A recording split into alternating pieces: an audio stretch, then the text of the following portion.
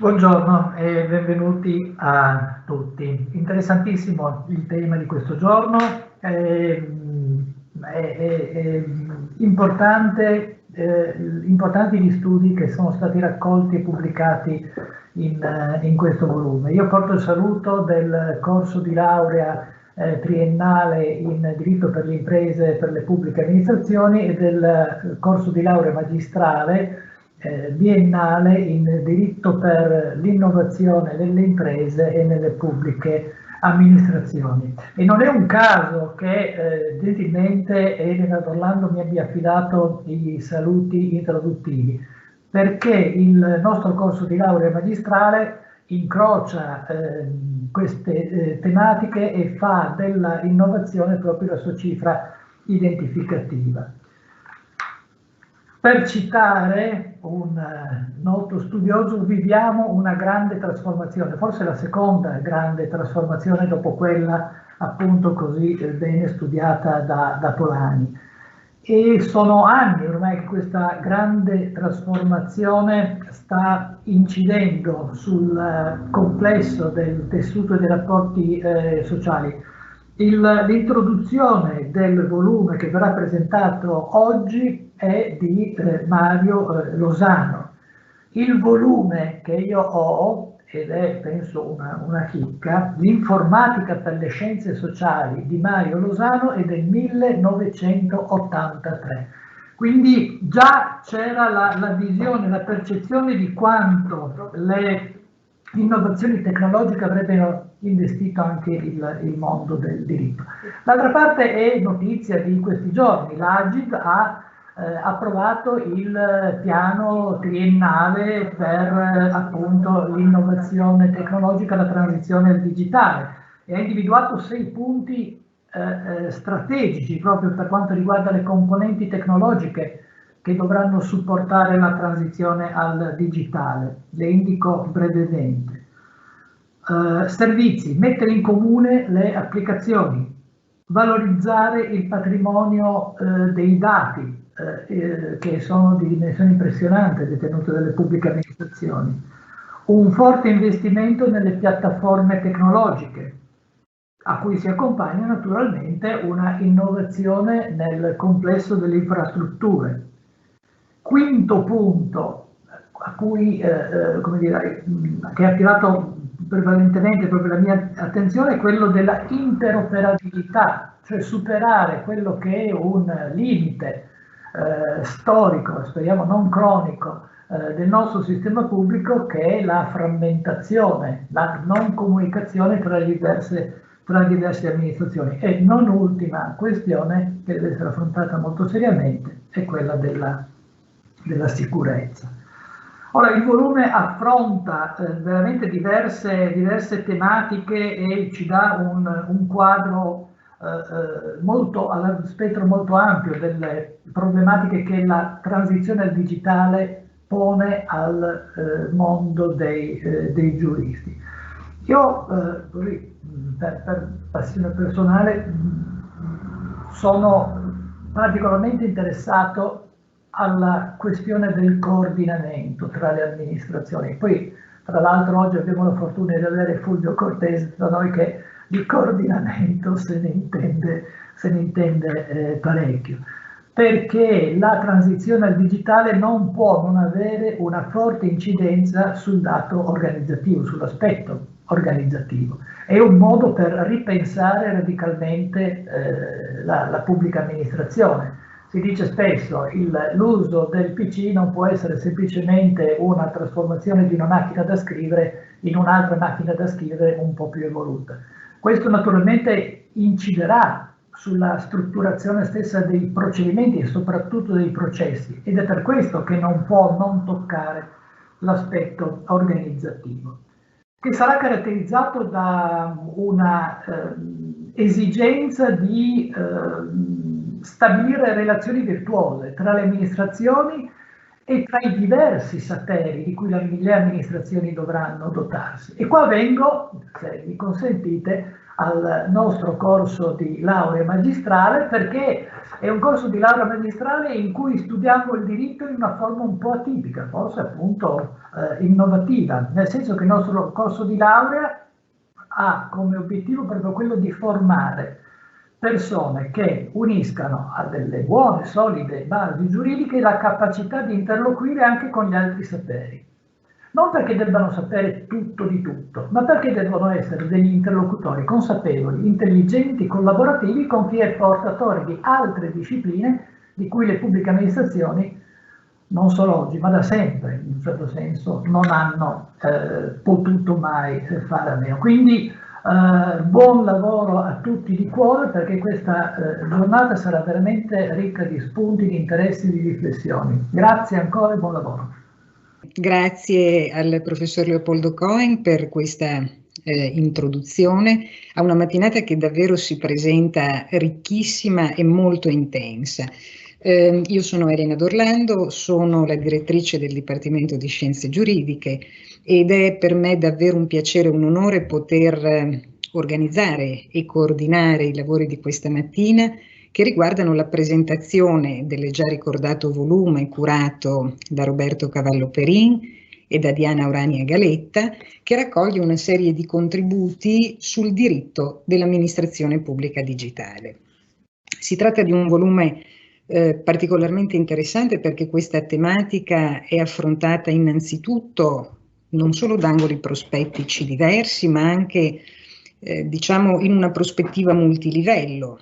Si parte dalla dimensione costituzionale, si allarga poi la visione alla dimensione europea, si ritorna poi alla dimensione nazionale e su quest'ultimo aspetto in particolare il volume raccoglie interventi che si interrogano sulle sfide, innanzitutto sul piano teorico generale che l'irruzione delle ICTs nell'amministrazione comporta, ma poi anche altri contributi che si soffermano su problemi più operativi, più concreti. E per questa ragione, tra l'altro, abbiamo invitato a discutere di questo volume non solo degli studiosi di diritto amministrativo, di diritto pubblico comparato e di diritto costituzionale, ma anche degli, chiamiamoli, operatori sul campo della pubblica amministrazione, che ringrazio di essere qui con noi, proprio perché lo scopo anche dell'opera, ritengo, sia quello di consolidare un dialogo costante tra accademia e pubblica amministrazione che si alimenta proficuamente, direi in maniera circolare. Le suggestioni che vengono dalla lettura di questo libro sono moltissime.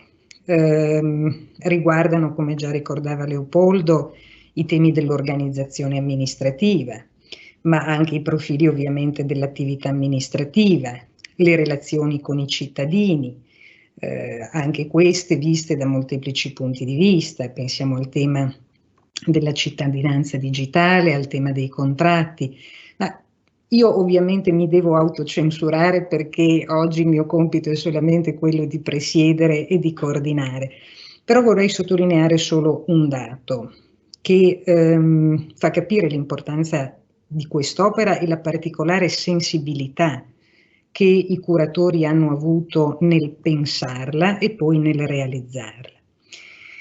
La pubblica amministrazione e il suo diritto evolvono naturalmente in concomitanza all'evoluzione dell'ordinamento vivente e sono intrinsecamente legati alla forma di Stato, intesa in particolare come rapporto tra Stato apparato e Stato comunità, anche se non solo, perché c'è anche la dimensione del riparto verticale dei poteri, ma diciamo il fulcro, chiamiamolo così, della forma di amministrazione riguarda soprattutto i rapporti Stato-apparato e Stato-comunità. E siamo oggi come oggi ad uno stadio di questa evoluzione in cui l'uso delle tecnologie, a mio modo di vedere, ma anche negli intendimenti dei curatori, appare imprescindibile se si vogliono affrontare le sfide della complessità, che ormai deve essere considerato un fattore connaturato alla dimensione delle istituzioni, alla dimensione delle pubbliche amministrazioni e quindi anche al loro rapporto con i cittadini. Di qui l'intuizione, direi, felice di riunire in un unico volume questi contributi che per l'appunto da angolazioni diverse ci portano a riflettere su temi rilevanti, ripeto, tanto sotto il profilo speculativo, teorico generale, quanto di grande utilità per gli operatori della pubblica amministrazione. Io quindi non sottrarrei ulteriore tempo a una mattinata che, come dicevo, si preannuncia molto ricca e molto intensa, e darei subito la parola ai due curatori dell'opera, Roberto Cavallo Perin e Diana Urania Galetta, per un breve indirizzo di saluto. Sì, grazie Elena di questo invito e di questo evento che già hai organizzato. Io credo che questo manuale, come lo avevamo chiamato all'inizio, perché tale voleva essere, cioè come è nella tradizione il manuale è un modo per poter agire, istruzioni per operare. E secondo me questa idea è stata particolarmente azzeccata, perché ha cercato di dare una risposta anche istituzionale, nel senso non tanto, non perché non vada bene, ma perché si è fatta una scelta diversa, non tanto di porsi i problemi dei limiti che ha la pubblica amministrazione, ma in che modo la pubblica amministrazione può fare uso dell'intelligenza artificiale. A me è parso un buon lavoro, ma non spetta a me oggi parlarne, tocca a chi è stato chiamato a dare un proprio giudizio. La cosa che volevo riprendere invece è l'idea che ha dato Elena, cioè la parola complessità, che noi abbiamo fatto un po' più di fatica di altre scienze a far nostra, ma che oggi vorrei sottolineare sotto due profili. Primo, abbiamo acquisito in fretta che, e per un giurista non è poco, che l'idea della complessità non è certezza ma è probabilistica affermazione. È un concetto che abbiamo avuto bisogno di qualche anno, credo, per poterlo accettare, anche solo concettualmente. Ma ce n'è un secondo, che è ancora più forte ma più facile da capire, e che la complessità di oggi non è umanamente gestibile. Abbiamo bisogno delle macchine esattamente come abbiamo avuto bisogno delle macchine per il trasporto, come abbiamo avuto bisogno delle macchine nella medicina, come abbiamo avuto bisogno delle macchine sempre di più. Cioè non siamo più in grado, attraverso la percezione dei nostri sensi, di fare una capacità di comprensione e quindi di decisione. Abbiamo bisogno delle macchine perché le macchine rendono la nostra sensibilità più elevata. Quindi, con questo si risolvono una serie di problemi. Non c'è sostituzione dell'uomo, c'è potenziamento delle capacità dell'uomo. E così evitiamo di cacciarci in quelle discussioni a me paiono un po' oscure che fino a qualche tempo fa si sono affermate. Seconda considerazione, forse per la prima volta l'intelligenza artificiale, forse, perché non sono sicuro, non ho avuto tempo di controllarlo, ha conquistato l'intervento di presentazione del Presidente del Consiglio incaricato e poi nominato e fiduciato, il quale ha non solo fatto un generico riferimento, ma ne ha parlato in due sensi, sia ovviamente come strumento per progettare, pianificare, accelerare gli investimenti con certezza dei tempi, costi e ovviamente piena sostenibilità. Però attenzione, qua quando si parla di certezza dei tempi e dei costi significa davvero fare il passaggio che poi lui esplicita dopo. Cioè significa cominciare a parlare di predittività e infatti in un poco passo successivo il Presidente del Consiglio dei Ministri ha parlato in particolare, dice, della manutenzione del territorio, va bene, ma dell'utilizzo di tecniche predittive basate sui più recenti sviluppi in tema di intelligenza artificiale e tecnologie digitali. Quindi miglior citazione esplicita, chiara, precisa non poteva essere fatta. Non è una citazione di maniera, è una citazione di strumentazione di cui vuole questo governo far uso e quindi mi pare che anche questo, come dire, profilo di trascuratezza, non considerazione, non possiamo più lamentarlo. Terza questione, e ho terminato.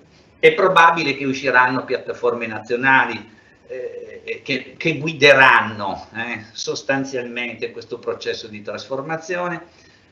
Questo non significa che noi si debba rinunciare a produrre algoritmi sperimentali, e anzi, se potessi dare un suggerimento a chi al governo oggi è, gli direi facciamo crescere nei prossimi 2 anni e che si possa correre su questa strada velocemente, portando a risultati significativi. Abbiamo però bisogno di, secondo me, dei presupposti. Qualcuno lo accennava nelle nostre chiacchiere preliminari. Io credo che bisogna andare verso un'interpretazione di ribilanciamento del conflitto privacy open. Non è più accettabile questa, come dire, bilanciamento che in questi anni ha dato sempre ragione alla privacy e non alla trasparenza. La seconda considerazione è che bisogna, secondo me, andare verso una separazione e quindi una dilatazione delle ipotesi in cui la responsabilità degli enti pubblici possa essere affermata negando la responsabilità degli individui.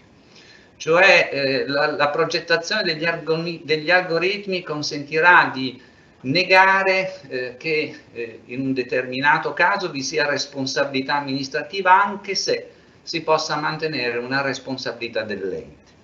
La terza cosa, e ho terminato, a cui secondo me bisogna pensare seriamente, è alla definizione della capacità degli enti pubblici e all'adeguatezza in ragione della quale debbono essere assegnate le funzioni. Gli algoritmi consentono di guardare uno storico 20-30ennale precedente, vedere quali sono state le capacità di ciascuna tipologia di ente di reagire e di gestire quelle attività, e in ragione di esse si può andare a individuare, esattamente come per le imprese private chiediamo quando partecipano alle appalti di avere capacità tecnica, finanziaria ed economica, anche le pubbliche amministrazioni debbono avere capacità adeguate, perché in potenza non è accettabile che vengano assegnate funzioni che già a priori si sa non possano essere adempiute correttamente. Queste mie preoccupazioni le consegno ovviamente al dibattito e ringrazio ancora per l'organizzazione. Io aggiungo 2 piccole cose in quanto co-curatore del volume, semplicemente per spiegare da dove viene e dove volevamo arrivare. Partendo dal presupposto che questa idea viene da lontano, non è il manuale frutto di un'idea estemporanea, c'è dietro un lavoro di anni di riflessione, di anche valutazione dell'opportunità di creare un'opera del genere, in cui l'idea di base era quella di vedere, soprattutto alla luce del fatto che, come chi si occupa di queste tematiche molto bene sa, il codice dell'amministrazione digitale ha avuto da principio quel difetto di essere completamente avulso dal resto, cioè un corpus normativo a sé che doveva essere coordinato e messo a sistema rispetto a tutte le norme esistenti sul diritto della pubblica amministrazione. Quindi la prima idea era quella di mettere a sistema, che è quello che i giuristi dovrebbero fare, il sistema di norme che si andava a integrare e a intersecare con il codice dell'amministrazione digitale, cercando non di fare una cosa che adesso va di moda, ma che a me personalmente un pochino irrita, l'idea di pensare che si debba sempre proporre una nuova norma, quindi un nuovo corpus normativo che risolverà tutti i problemi della vita. Il punto era esattamente l'opposto, l'idea di cercare di mettere a sistema tutto l'esistente e di capire che cosa si poteva tirare fuori in termini di possibilità della pubblica amministrazione di effettivamente utilizzare le potenzialità che sono offerte oggi dalle tecnologie ICT, che sono tecnologie dell'informazione e anche della comunicazione, quindi giustamente intelligenza artificiale, come diceva Roberto, ma anche molto di più. E quindi in questa prospettiva l'idea di suddividere in capitoli di cui si sono occupati singoli autori, evidentemente con un'expertise specifica sul tema, suddividere il diritto delle pubbliche amministrazioni in tutti quegli ambiti che a nostro parere erano stati pesantemente interessati da questa fenomenologia. Ovviamente non siamo riusciti a coprire tutto e a un certo punto devo dire che soprattutto Roberto ha spinto affinché uscissimo, affinché chiudessimo, perché altrimenti avremmo potuto aggiungere tante cose che non ci sono, e l'idea di base, e voglio dirlo, è che questa è la prima edizione e quindi io sono particolarmente felice di questa occasione, anche per avere stimoli, suggerimenti su tutto quello che resta da fare. Questo è un primo passo. Ci siamo sentiti di farlo, abbiamo cercato di farlo nel modo migliore possibile con l'aiuto di questo gruppo di autori molto motivati e molto seri che ci hanno aiutato nell'impresa, però è chiaro che è solo un primo passo e ce ne sono ancora molti da fare. Con l'occasione un particolare ringraziamento io lo voglio fare a Mario Losano, che peraltro non sono sicura che sia riuscito a essere con noi oggi perché appunto aveva qualche problema in questa data, che però effettivamente è l'informatica giuridica in Italia, per tanti versi, e che quindi ci ha supportato anche con l'idea di fondo che tutto questo fosse necessario farlo e che fosse arrivato il momento di farlo. Niente, sarò anch'io contentissima di suggerimenti e di stimoli, e magari poi interverremo nella discussione se possibile. Grazie tantissimo alla professoressa D'Orlando per questa occasione, e a questo punto io non aggiungo altro. Grazie. Ringrazio allora i curatori di questo volume che ci hanno voluto illustrare un po', sebbene in modo sintetico, l'intento dell'opera, e inizierei subito con la nostra, chiamiamola tavola rotonda, e con un piccolo mutamento di programma, perché prenderà per primo la parola il dottor Fabrizio Dall'Acqua, e a causa di impegni istituzionali che poi lo costringeranno, magari solo temporaneamente, a lasciarci. E ringrazio il dottor Fabrizio Dall'Acqua, segretario generale del Comune di Milano, per essere qui con noi, e gli cedo subito la parola. Bene, buongiorno a tutti. Non mi ripresento avendolo fatto la professoressa D'Orlando. Mi sia consentito rivolgere però innanzitutto un preliminare doveroso ringraziamento che rivolgo agli organizzatori di questo evento, alla professoressa Diana Galetta, che ho avuto il piacere di conoscere anche in altre occasioni e con cui già abbiamo organizzato qualche evento insieme, alla professoressa D'Orlando.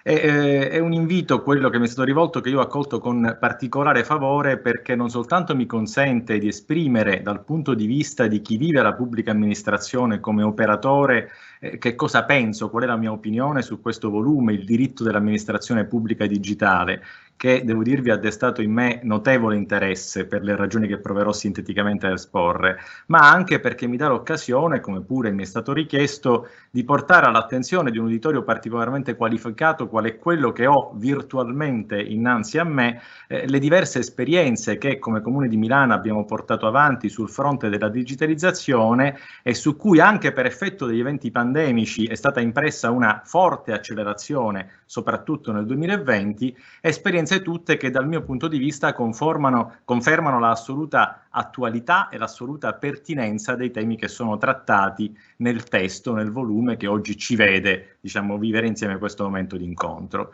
Allora, intanto qualche riflessione sul testo. Cioè, non potrò dedicare il tempo che mi piacerebbe pure dedicare e che il testo meriterebbe. Cerco di sintetizzarlo in 3 punti fondamentali. Perché il testo lo giudico molto interessante e perché addirittura mi sono riconosciuto a tratti in questo testo. Perché da un canto, diciamo, perché riesce a coniugare secondo me in maniera veramente mirabile, da un canto la rappresentazione rigorosa sotto il profilo giuridico delle diverse disposizioni che si occupano, che disciplinano l'amministrazione pubblica digitale, peraltro contestualmente interpretandole anche alla luce degli interessanti recenti approdi giurisprudenziali, il che per l'operatore della pubblica amministrazione è motivo di grande ausilio, e peraltro lo fa secondo una progressione storica, soprattutto nelle prime pagine del testo, abbastanza puntuale, che traccia l'evoluzione dell'informatica giuridica dal dopoguerra ai giorni nostri, e dall'altro è capace di offrire degli spunti operativi che io giudico di particolare interesse per chi vive l'amministrazione, offrendo all'operatore delle soluzioni a problemi concreti, quelli con cui ci si imbatte quotidianamente. Basti pensare, ma potrei citarne tanti, basti pensare agli approfondimenti in tema di formazione del documento informatico, di sottoscrizione, di conservazione, di validità ed efficacia probatoria dei documenti digitali, di copie digitali, temi tutti che meriterebbero in realtà dei seminari ad hoc. Secondo motivo, questo è un testo in realtà che ha il merito proprio di riconoscere e di far comprendere come l'intelligenza artificiale sia uno strumento capace è in grado di rilevare le potenzialità stesse del modo di amministrare la cosa pubblica, offrendo spunti di riflessione che davvero giudico molto utili perché possono essere idonei a segnare un reale cambiamento del modo di amministrare la cosa pubblica raggiungendo il cittadino, compenetrando due anime che sono in realtà, che devono camminare a braccetto anche se, come dire, sono portatrici di valori diverse, un'anima tecnica e un'anima amministrativa.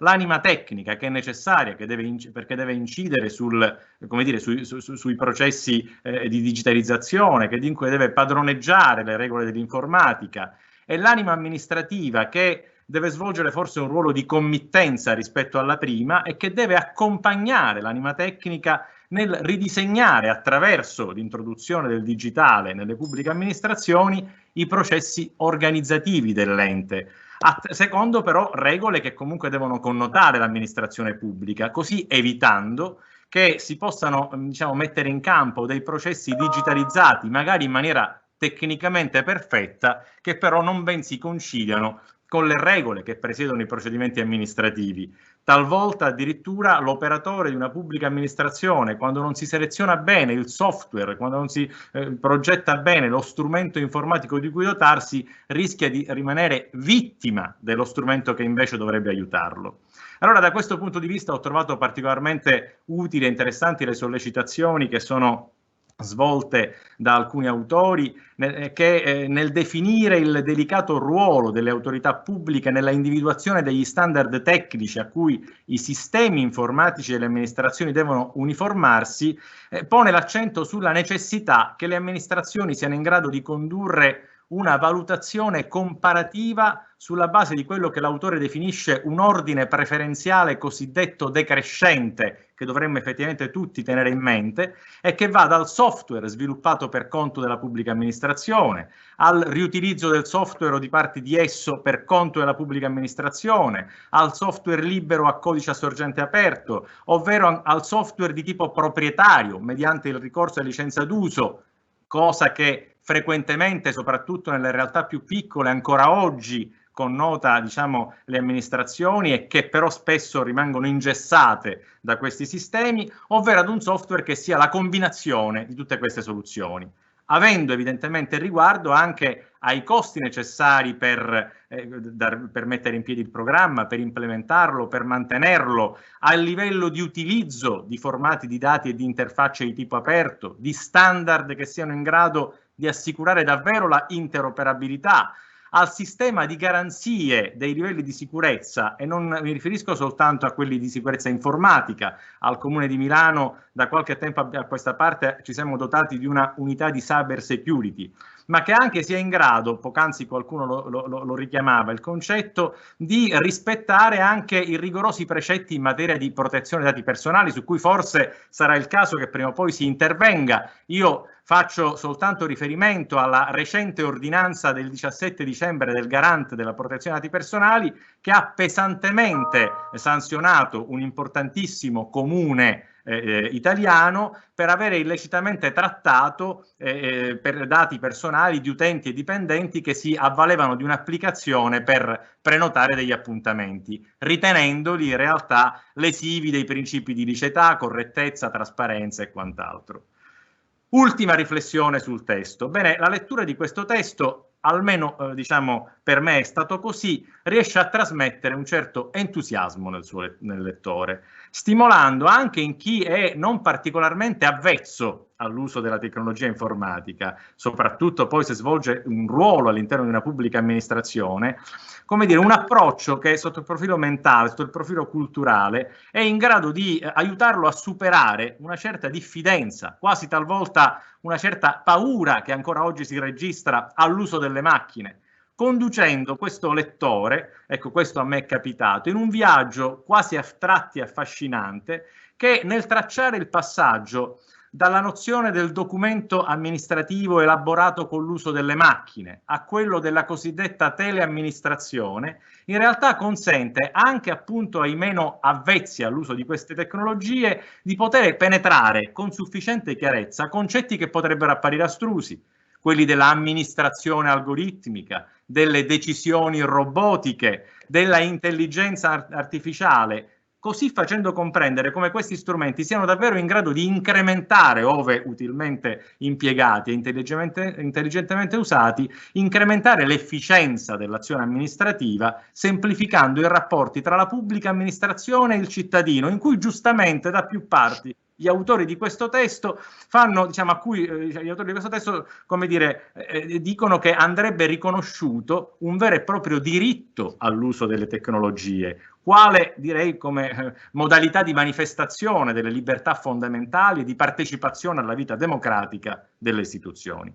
Allora, fatta questa premessa, e non potendo dilungarmi oltre, cercherò di dare contezza di alcune iniziative che al Comune di Milano abbiamo sperimentato e che spero possano suscitare l'interesse di chi mi sta ascoltando e che credo confermino comunque la assoluta aderenza tra quanto ho letto, quanto è scritto nel testo e quanto abbiamo fatto e quanto abbiamo cercato di fare, orientando, diciamo, le nostre azioni al rispetto delle regole di efficienza secondo una logica che vede nella filosofia, come dire, nella strategia di pensiero del cosiddetto digital first, di cui da tempo sentiamo parlare, uno strumento che possa condurre alla formazione di un principio che secondo me è ancora più nobile, che è quello del cosiddetto citizen first, che vede il cittadino al centro delle attenzioni e delle cure della pubblica amministrazione. La soddisfazione dei cui bisogni può essere assicurata in maniera più efficace, più puntuale e anche più semplice attraverso l'uso del digitale. Allora, qual è la pietra miliare cui le pubbliche amministrazioni, dal mio punto di vista, devono avere riguardo e alla quale, come Comune di Milano, abbiamo cercato di ispirarci? Secondo me è l'articolo 7 del Codice dell'amministrazione digitale, che voglio brevemente citare, che riconosce a chiunque il diritto di poter fruire dei servizi erogati alle pubbliche amministrazioni in forma digitale, in modo integrato, tramite strumenti telematici messi a disposizione delle pubbliche amministrazioni anche attraverso dispositivi mobili, e ciò che sto per raccontarvi credo sia conferma della traduzione in atti di quello che è qui indicato come petizione di principio. E l'articolo ancora aggiunge che le pubbliche amministrazioni, così come i gestori di servizi pubblici, le società a controllo pubblico, devono riorganizzare e aggiornare i propri servizi rendendoli disponibili online. Allora, questa è la pietra miliare dalla quale muoverci. Allora, la strategia di innovazione che il Comune di Milano ha sviluppato negli ultimi 4 anni soprattutto è stata costruita su un piano di trasformazione digitale che si poggia essenzialmente su 2 macro aree, una tecnologica e un'altra della cultura digitale. Quali i progetti che, ispirandoci a queste 2 macro aree, abbiamo sviluppato? Progetti che afferiscono all'ambito della infrastruttura, dei servizi, di cui parlerò un po' di più, e quello non meno trascurabile della cultura e delle competenze.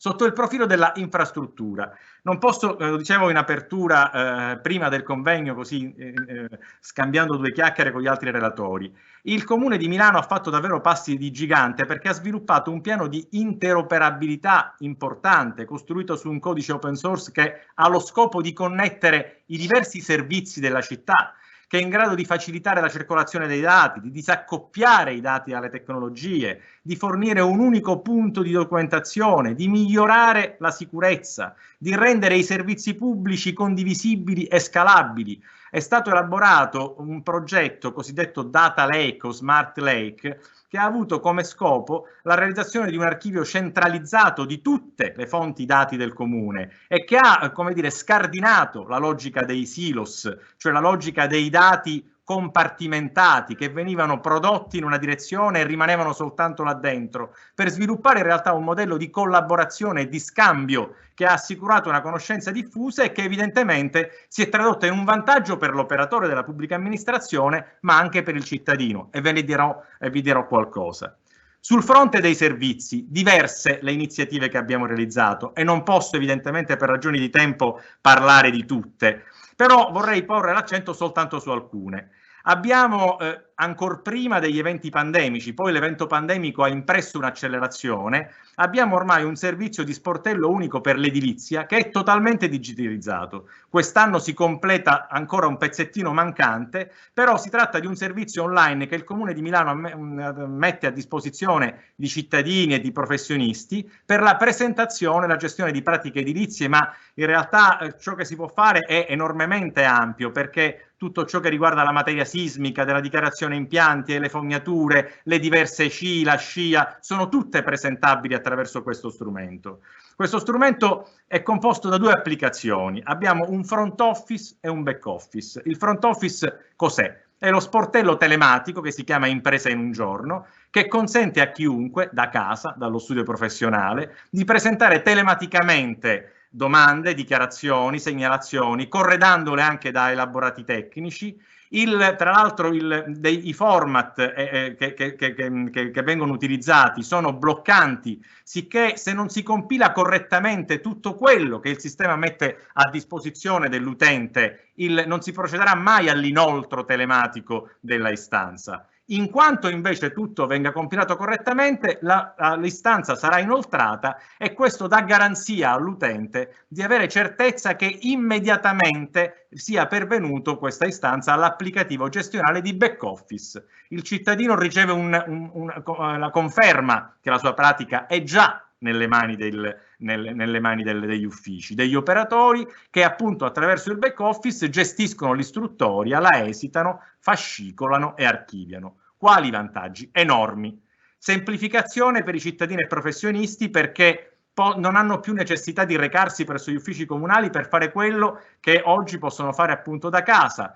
I tecnici con i capelli bianchi, un qualche capello in bianco in più rispetto a me al Comune di Milano, mi dicono che ci sono stati anni in cui addirittura si faceva la fila fuori dal palazzo. La produzione di carta era enorme, tutto questo non c'è più per fortuna. Non solo, attraverso questo sportello il cittadino come il professionista può monitorare lo stato di lavorazione della pratica, il che responsabilizza peraltro l'operatore della pubblica amministrazione, che sa di essere meglio controllato. Si semplifica il rapporto tra il cittadino e l'istituzione perché questo strumento consente, grazie alla interoperabilità, di effettuare anche il pagamento versando delle somme, ove la trattazione delle pratiche lo preveda. Si riducono i tempi di trasmissione, di presa in carico delle pratiche, dunque si efficienta il sistema amministrativo, si garantisce una conservazione dei documenti e dei fascicoli digitali certamente non paragonabile a quella del passato, risolvendo problemi di spazi che avevamo per l'archiviazione di una mole di carta infinita e anche mettendoci al riparo dallo smarrimento o talvolta anche da strane manipolazioni di pratiche che pure nel tempo si sono registrate. Gli utenti nel 2020 hanno, avvalendosi di questo sistema, hanno presentato circa 30.000 pratiche e abbiamo oggi un'utenza che supera i 70.000 cittadini, quindi non vi è dubbio che lo strumento ha avuto una portata decisamente significativa. L'evento, la pandemia Covid ci ha in qualche modo, volenti o nolenti, costretti ad imprimere un'accelerazione sul fronte della digitalizzazione, che in questo frangente storico è stato un elemento fondamentale nella strategia di intervento, sotto diversi punti. Ne cito alcuni. Lo smart working ha comportato la tempestiva attivazione di un protocollo di smart working su larga scala che ha coinvolto oltre 7.000 dipendenti, i quali da un giorno all'altro hanno utilizzato da casa esattamente le stesse strumentazioni di cui potevano disporre nei propri uffici, senza alcuna difficoltà sotto il profilo operativo. Sono stati sviluppati dei servizi digitali che già esistevano e che oggi sono stati tradotti anche in alcune applicazioni, così raggiungendo il cittadino direttamente al suo cellulare. Si pensi che attraverso l'accesso al portale fascicolo del cittadino e attraverso un'applicazione che abbiamo messo in campo proprio nel 2020, l'anno scorso l'85,5% dei certificati anagrafici è stato scaricato digitalmente. Oggi chiunque può, identificandosi con il proprio SPID, accedere dal proprio cellulare all'app Fascicolo del cittadino, ottenendo, mi vedete sempre perché io non mi vedo più. Mi si vede? No, c'è una schermata, un calendario. Io non so cosa sia. Però se mi si sente io proseguo. Sì, si sente benissimo. Sì, forse perché lo vedo solo gli esterni. Comunque, allora, questo fascicolo del cittadino consente a chiunque di poter accedere dal proprio cellulare a tutta una serie di dati, certificati, versamenti in rete scolastiche, documentazione storica, dati relativi al proprio nucleo familiare, avvisi di infrazione al codice della strada e non solo. Vi è una sezione che si chiama Scrivi, che consente in chiave di collaborazione con la pubblica amministrazione di poter dare dei suggerimenti affinché l'amministrazione migliori la qualità dei suoi servizi.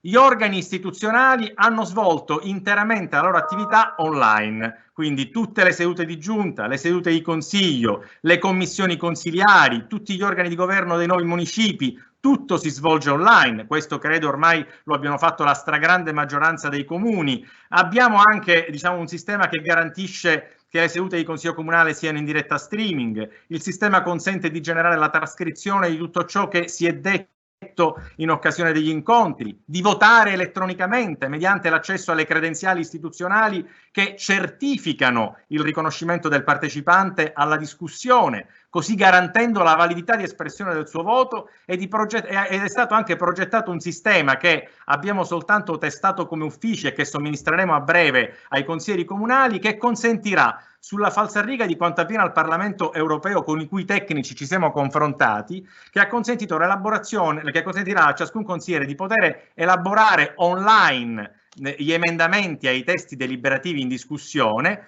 con la conseguenza di visualizzare immediatamente il testo, il risultato finale del testo per effetto dell'emendamento proposto, e soprattutto facilitando l'attività degli uffici, i quali un secondo dopo la chiusura dei lavori saranno in grado di poter avere il testo interamente collazionato, comprensivo di tutti gli emendamenti che sono stati votati favorevolmente dall'organo consiliare.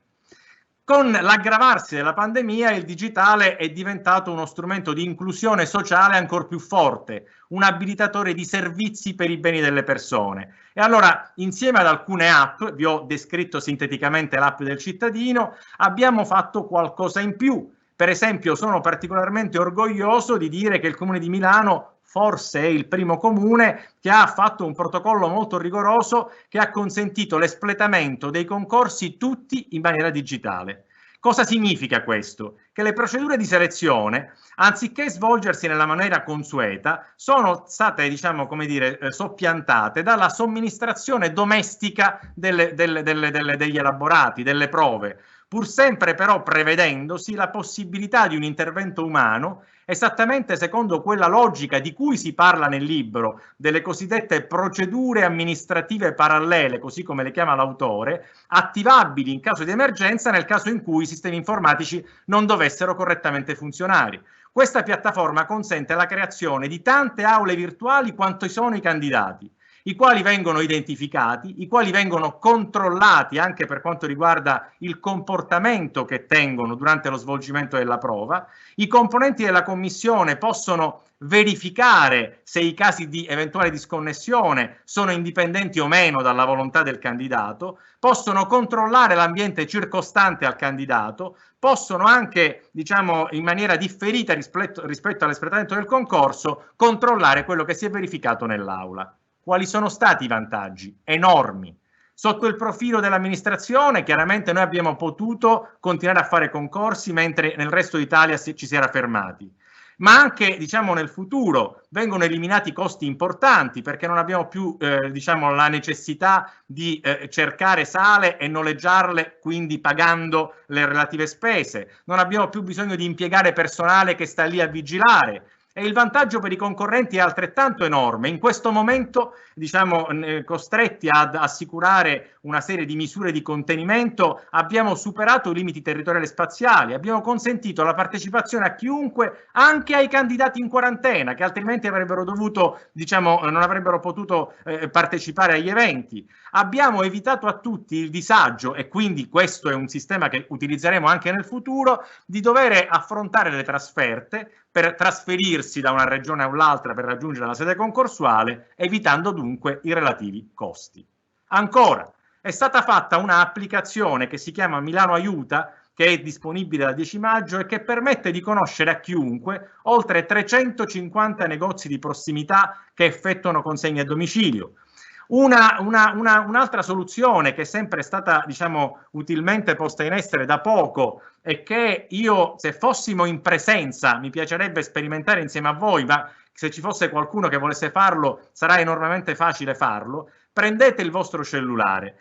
Diciamo, è stata realizzata ai nostri servizi informatici una chatbot automatizzata che permette ai cittadini di ottenere 24 ore su 24 risposte alle domande più varie, più frequenti, in ordine a diversi servizi della città. Se voi aprite la vostra rubrica e registrate questo numero 020202 e lo chiamate chatbot Milano, così come ho fatto io, a quel punto, una volta registrato in rubrica questo numero, aprite l'applicazione WhatsApp e inviate un messaggio scrivendo semplicemente ciao.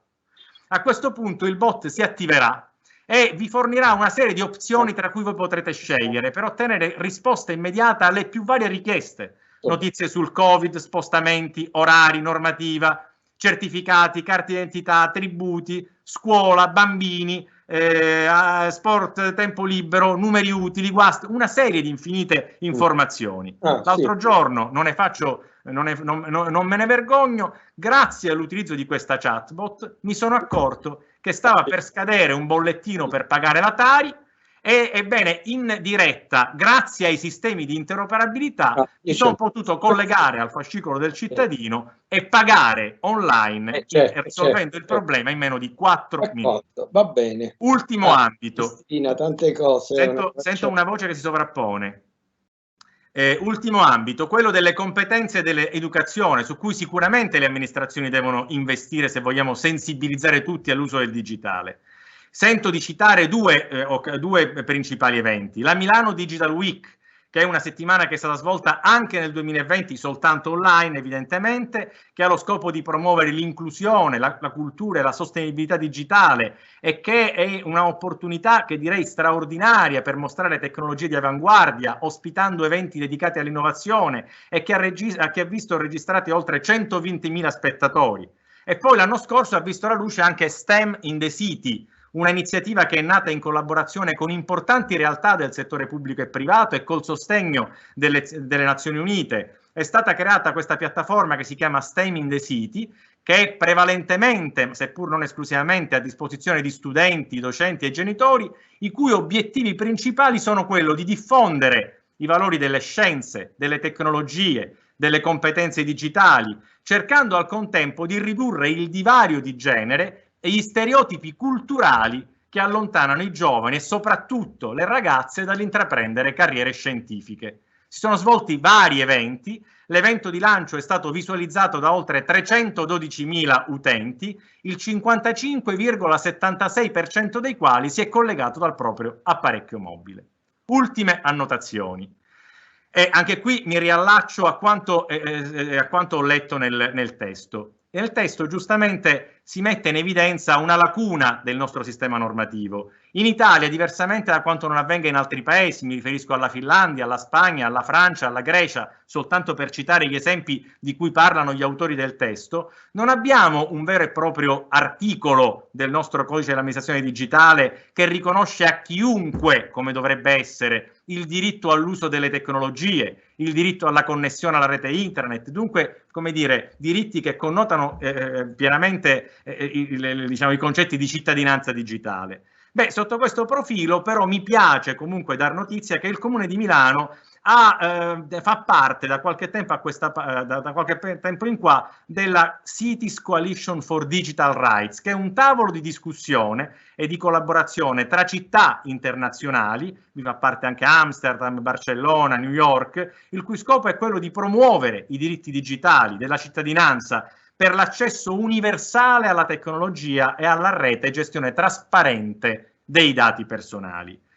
È stata stipulata una dichiarazione in questo contesto, una dichiarazione delle città per i diritti digitali, il che mi consente di formulare un giudizio di moderato ottimismo in ordine al processo che, sia pure in assenza di adeguati riferimenti normativi, come è stato correttamente evidenziato nel testo, potrà consentire anche in Italia, magari a cominciare da Milano, ma poi spero, diciamo, che Milano possa farsi da volano in tutto il resto d'Italia, possa condurre all'affermazione sempre più forte di diritti che davvero consentano a chiunque di poter accedere in maniera paritaria alla tecnologia per soddisfare i propri bisogni e per affermare dunque anche l'esercizio dei propri diritti civili. Vi ringrazio e mi scuso se ho sforato i tempi a mia disposizione, spero di non avervi annoiato. Grazie.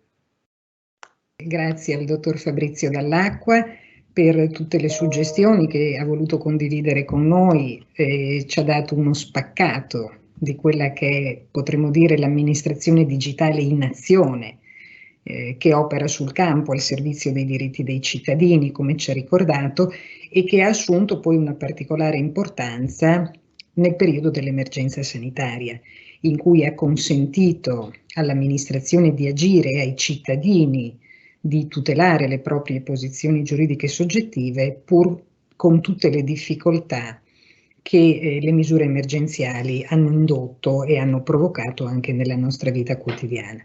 Quindi lo ringrazio davvero. Approfitto per dare un'indicazione organizzativa che prima mi ero dimenticata di dare. Orientativamente pregherei i relatori di restare con i loro interventi nell'ambito dei 15-20 minuti, di modo che possiamo poi lasciare anche un po' di spazio al dibattito. Bene, passerei quindi subito la parola al collega Fulvio Cortese, che è collega dell'Università di Trento, ordinario di diritto amministrativo, e che ringrazio parimenti di essere oggi qui con noi. A te la parola, Fulvio. Grazie per questa interessante occasione di discussione e grazie anche dell'opportunità di aver potuto vedere più da vicino in modo approfondito il volume che oggi presentiamo. Sono già state dette tantissime cose e io vorrei partire un pochino da uno stimolo che mi viene sia dalla lettura del testo e in particolare dal primo saggio che è stato ricordato più volte di Mario Losano e dal saluto iniziale alla giornata di oggi che è stato dato da un collega, Leopoldo Cohen, responsabile di un corso di laurea magistrale, quindi specialistico, proprio sull'innovazione. Perché nel testo di Mario Losano, in cui si ripercorre un pezzo di storia, come si diceva, dell'informatica giuridica e dei temi legati alla digitalizzazione in Italia, si ripercorre anche lungamente l'esperienza, potremmo dire, personale di questo importante interprete della materia e c'è un passaggio che non è soltanto personale, ma che fa riflettere, deve far riflettere ancora oggi, perché come è stato detto più volte noi parliamo di un manuale nel senso effettivamente di strumento operativo e abbiamo capito dall'intervento che mi ha preceduto quanto possa essere significativo ed importante per le amministrazioni, per gli operatori, ma un manuale anche per ciò che si fa nei luoghi della formazione. E per quanto può un manuale innovativo contribuire all'innovazione della formazione. Ora, in questo passo del saggio di Losano, che è a pagina 29, si dice una cosa interessante, si dice: la mia passione per l'insegnamento dell'informatica giuridica non era però condiviso dall'università italiana. Questo è un punto, io credo, fondamentale, dal quale bisognerebbe in qualche modo partire, perché se ci occupiamo oggi di una transizione digitale, dobbiamo immaginare anche una transizione nel modo con cui si fa formazione nell'ambito dell'università e nel modo con cui si insegnano tutte le discipline giuridiche che hanno a che fare con questa transizione. È abbastanza curioso che ci si trovi ancora a discutere di questo, perché io non vorrei che con il diritto dell'amministrazione digitale ci ritrovassimo a rivivere le esperienze che da più di un secolo connotano la difficoltà dell'inserimento negli studi giuridici di culture speciali e di culture speciali che servono innanzitutto all'amministrazione, al di là delle sfortunate vicende della scienza dell'amministrazione sulle quali si potrebbe discutere a lungo. Ci sono anche altre sfortunate vicende, pensate alle materie di ambito economico, pensate alla contabilità dello Stato. Io qualche tempo fa, parlando proprio a margine di altre iniziative con la collega Diana Urania Galetta, che è curatrice, co-curatrice di questo volume, le raccontavo di un dibattito che era avvenuto in Parlamento nel 1894, quindi parliamo di tantissimo tempo fa, in cui a margine di una discussione su una legge di bilancio si discuteva anche della necessità o meno di introdurre nel curricolo delle facoltà di giurisprudenza l'insegnamento della contabilità pubblica, assieme ad altri insegnamenti, la scienza delle finanze, l'economia politica, eccetera.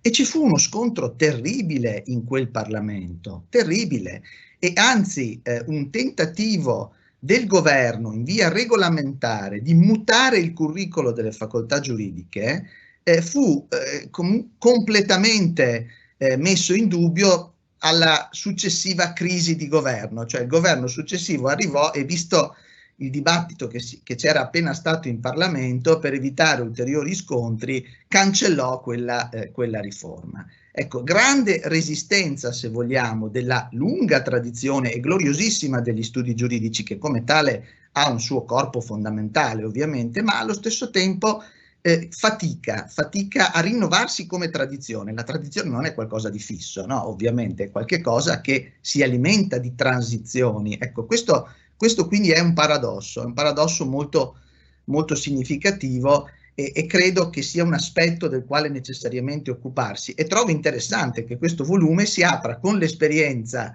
di Mario Losano, che ce lo dice chiaramente e dopo averci detto che la sua passione non era condivisa ci spiega perché, cioè ci spiega della difficoltà di tenere aperto il centro di cibernetica che aveva fondato, e del fatto che poi questa esperienza si è, come dire, esaurita nel momento in cui è andato in pensione. Ecco, questo è un elemento, direi, centrale, ed è importante che sin dall'inizio di questo testo sia stata manifestata questa consapevolezza, cioè non si tratta di coltivare soltanto un ragionamento puramente scientifico, si tratta di farne anche un'esperienza didattica e formativa, riconosciuta, consolidata e oserei dire trasversale, perché ciò di cui parliamo oggi riguarda l'amministrazione, ma non riguarda solo l'amministrazione.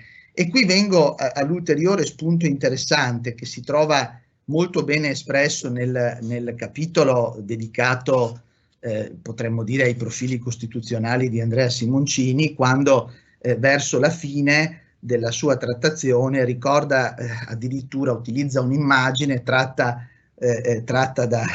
dal pensiero di Hegel sulla dialettica servo-padrone, perché questa transizione digitale in realtà non comporta soltanto una riorganizzazione o un ripensamento dell'amministrazione e del suo diritto. Noi oggi parliamo di quello, ma in realtà è qualcosa di travolgente per tutto l'ordinamento e per tutto l'ecosistema giuridico, che diventa un ecosistema digitale.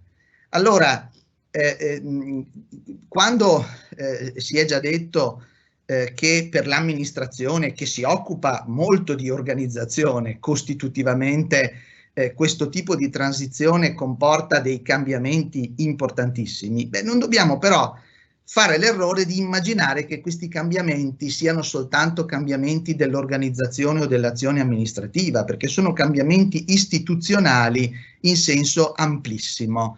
E questo comporterebbe anche il prendere atto che molto probabilmente l'amministrazione non può più governare questi cambiamenti come se fossero fattispecie, potremmo dire, di vecchio regime amministrativo. E questo manuale effettivamente si trova proprio sul crinale di questa transizione, perché può essere letto molto bene da chi opera oggi nelle amministrazioni e utilizza gli strumenti della digitalizzazione con riguardo a problemi specifici che hanno conosciuto delle evoluzioni particolari. Pensate all'accesso, alla trasparenza, all'e-procurement, pensate anche tantissimo al tema della interoperabilità che comunque è affrontato anche in questo volume. Allo stesso tempo però nella trattazione dei singoli temi c'è la consapevolezza che ciò che c'è, come dire, non è sufficiente a immaginare il cambiamento, c'è la consapevolezza che ciò che c'è dischiude un ambito anche di regolamentazione completamente diversa, e nel capitolo che io ho trovato molto analitico e molto interessante, scritto a quattro mani da uno dei due curatori, Roberto Cavallo Perin, e da Isabella Alberti, c'è una riflessione importante sulla natura giuridica dell'algoritmo, che è un punto che è stato oggetto degli interpreti da subito quando si è discusso di decisioni algoritmiche, però quello spunto è molto rilevante perché gli autori ci ricordano che in fondo l'algoritmo nella sua funzione, come dire, presupposta, l'algoritmo vuole operare a monte, è un atto generale, è qualche cosa che vuole disciplinare, è qualche cosa che vuole risolvere prima una serie di problemi, non solo funzionali o decisionali, ma anche organizzativi.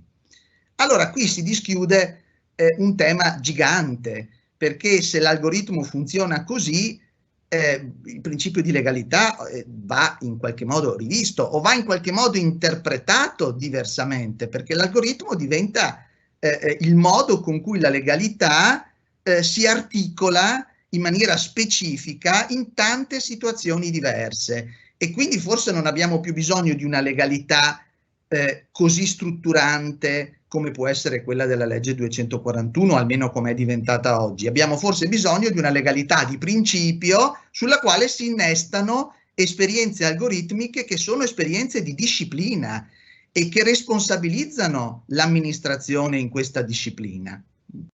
Ma se le cose stanno così, capiamo subito che questa capacità dell'amministrazione di disciplinare con l'algoritmo a fronte di principi è complicata, se non travolta, dalla transizione di ampio respiro che accennavo prima. Perché? Perché i linguaggi non li produce l'amministrazione, ma non solo non li produce l'amministrazione, non li produce nessun potere pubblico.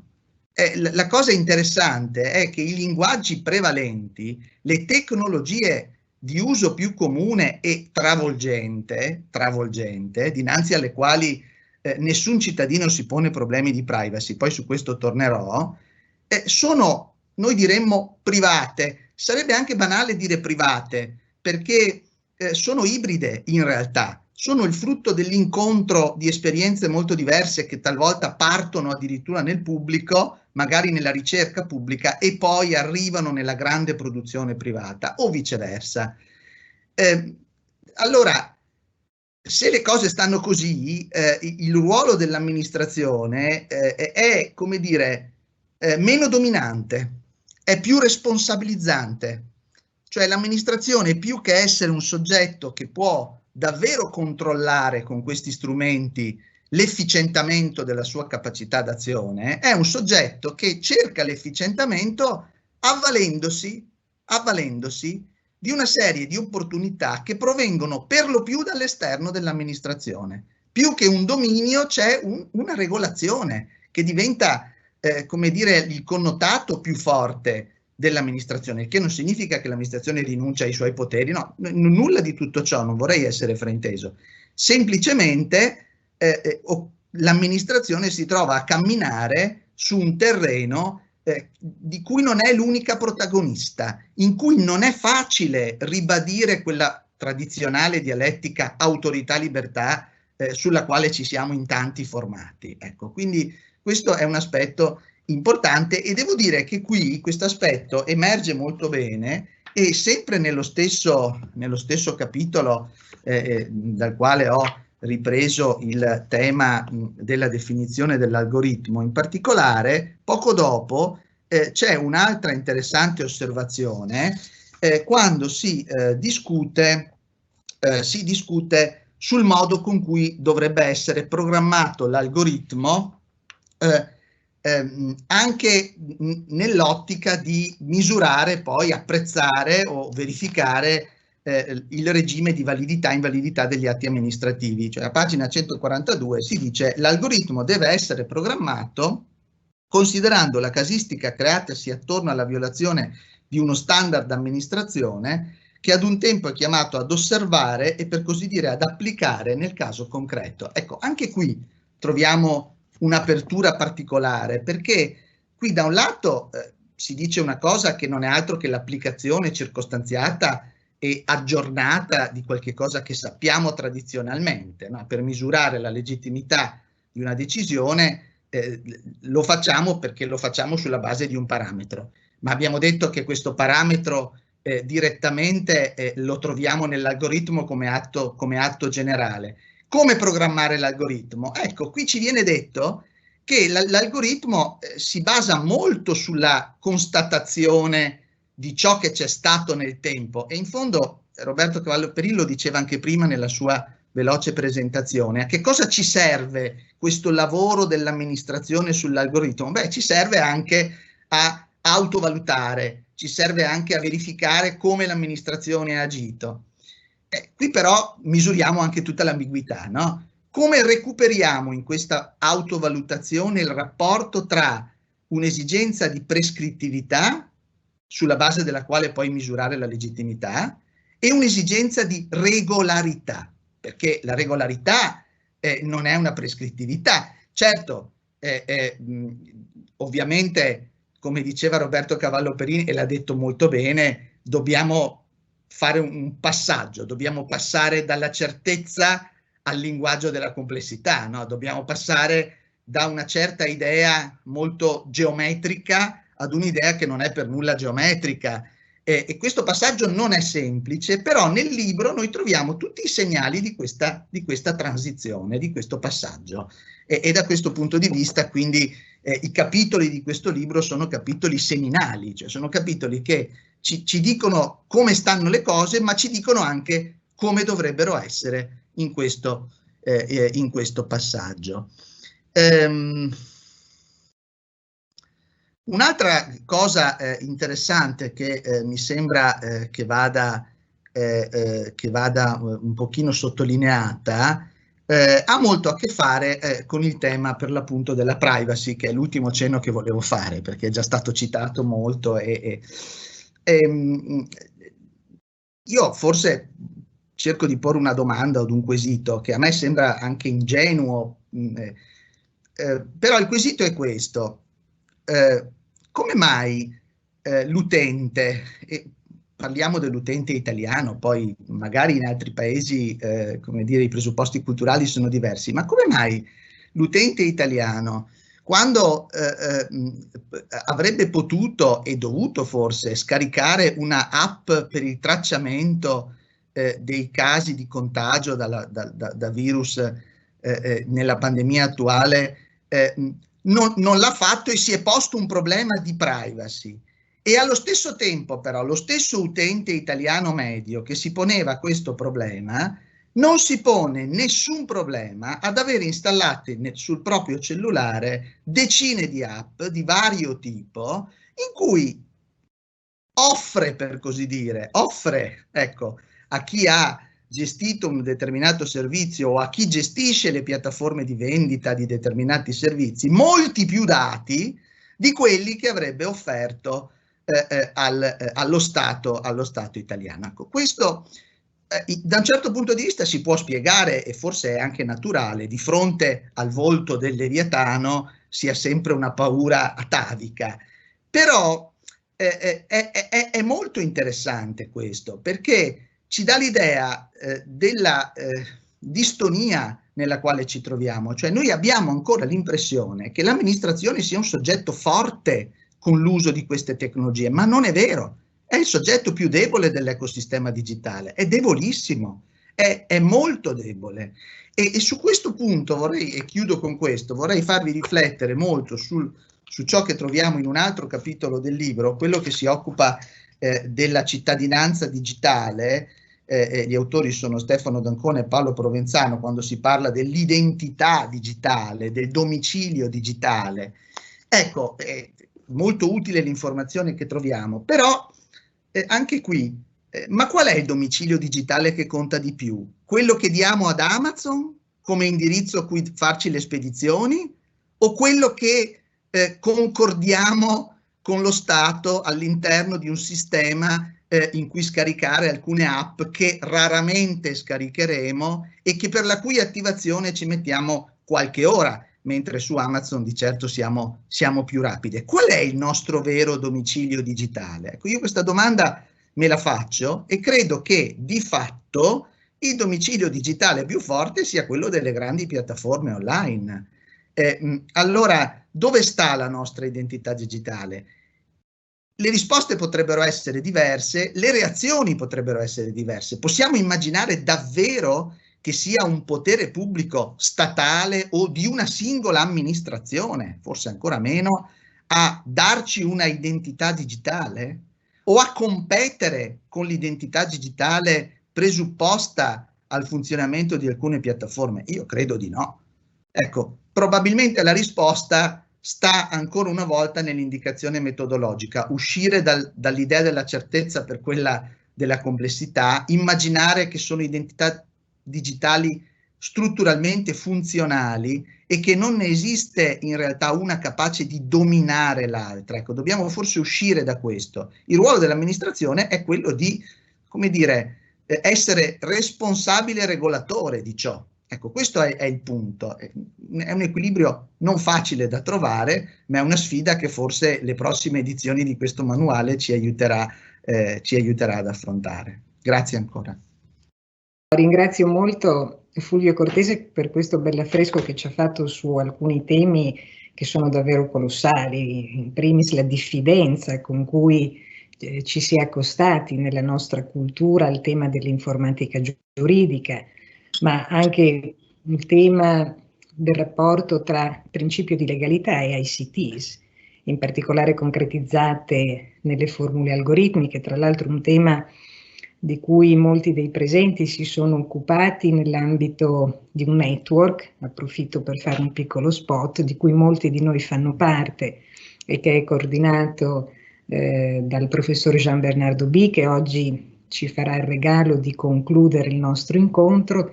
Il network è Smart Citizen Digital Administration, Law and Governance, che riunisce studiosi di diritto amministrativo, costituzionale, comparato di diversi paesi europei e che per l'appunto ha l'ambizione di confrontarsi su questi temi per cercare di individuare delle traiettorie evolutive per quanto possibile comuni.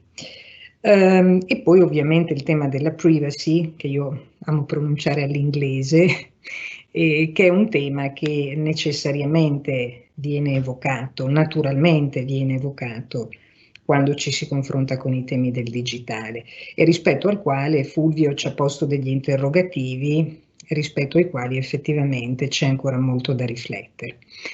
Bene, allora io passerei subito la parola al professor Tommaso Edoardo Frosini, che è professore ordinario di diritto pubblico comparato all'Università Suor Orsola Benincasa, nonché caro collega e amico. Prego Tommaso. Grazie Elena, grazie per questo invito a tornare purtroppo da remoto nella tua facoltà e soprattutto nella tua città. Non dimentico l'ospitalità di ormai diversi anni fa a Udine e soprattutto a Tolmezzo e la gita bellissima in Carnia che spero rifaremo quanto prima. E grazie quindi dell'invito, grazie ai curatori e complimenti vivissimi ai curatori per questo libro, anzi vorrei dare loro per una buona notizia, perché nel Dipartimento di Giurisprudenza che dirigo all'Università Suor Rossa Labri in Casa abbiamo attivato un insegnamento sul diritto dell'amministrazione digitale che tiene Serena Stacca, che penso peraltro debba essere anche collegata, e ha adottato il vostro libro. Quindi insomma qualche copia anche a Napoli verrà letta, studiata e poi verranno fatte anche le domande in sede d'esame appunto sui vari capitoli che compongono il libro.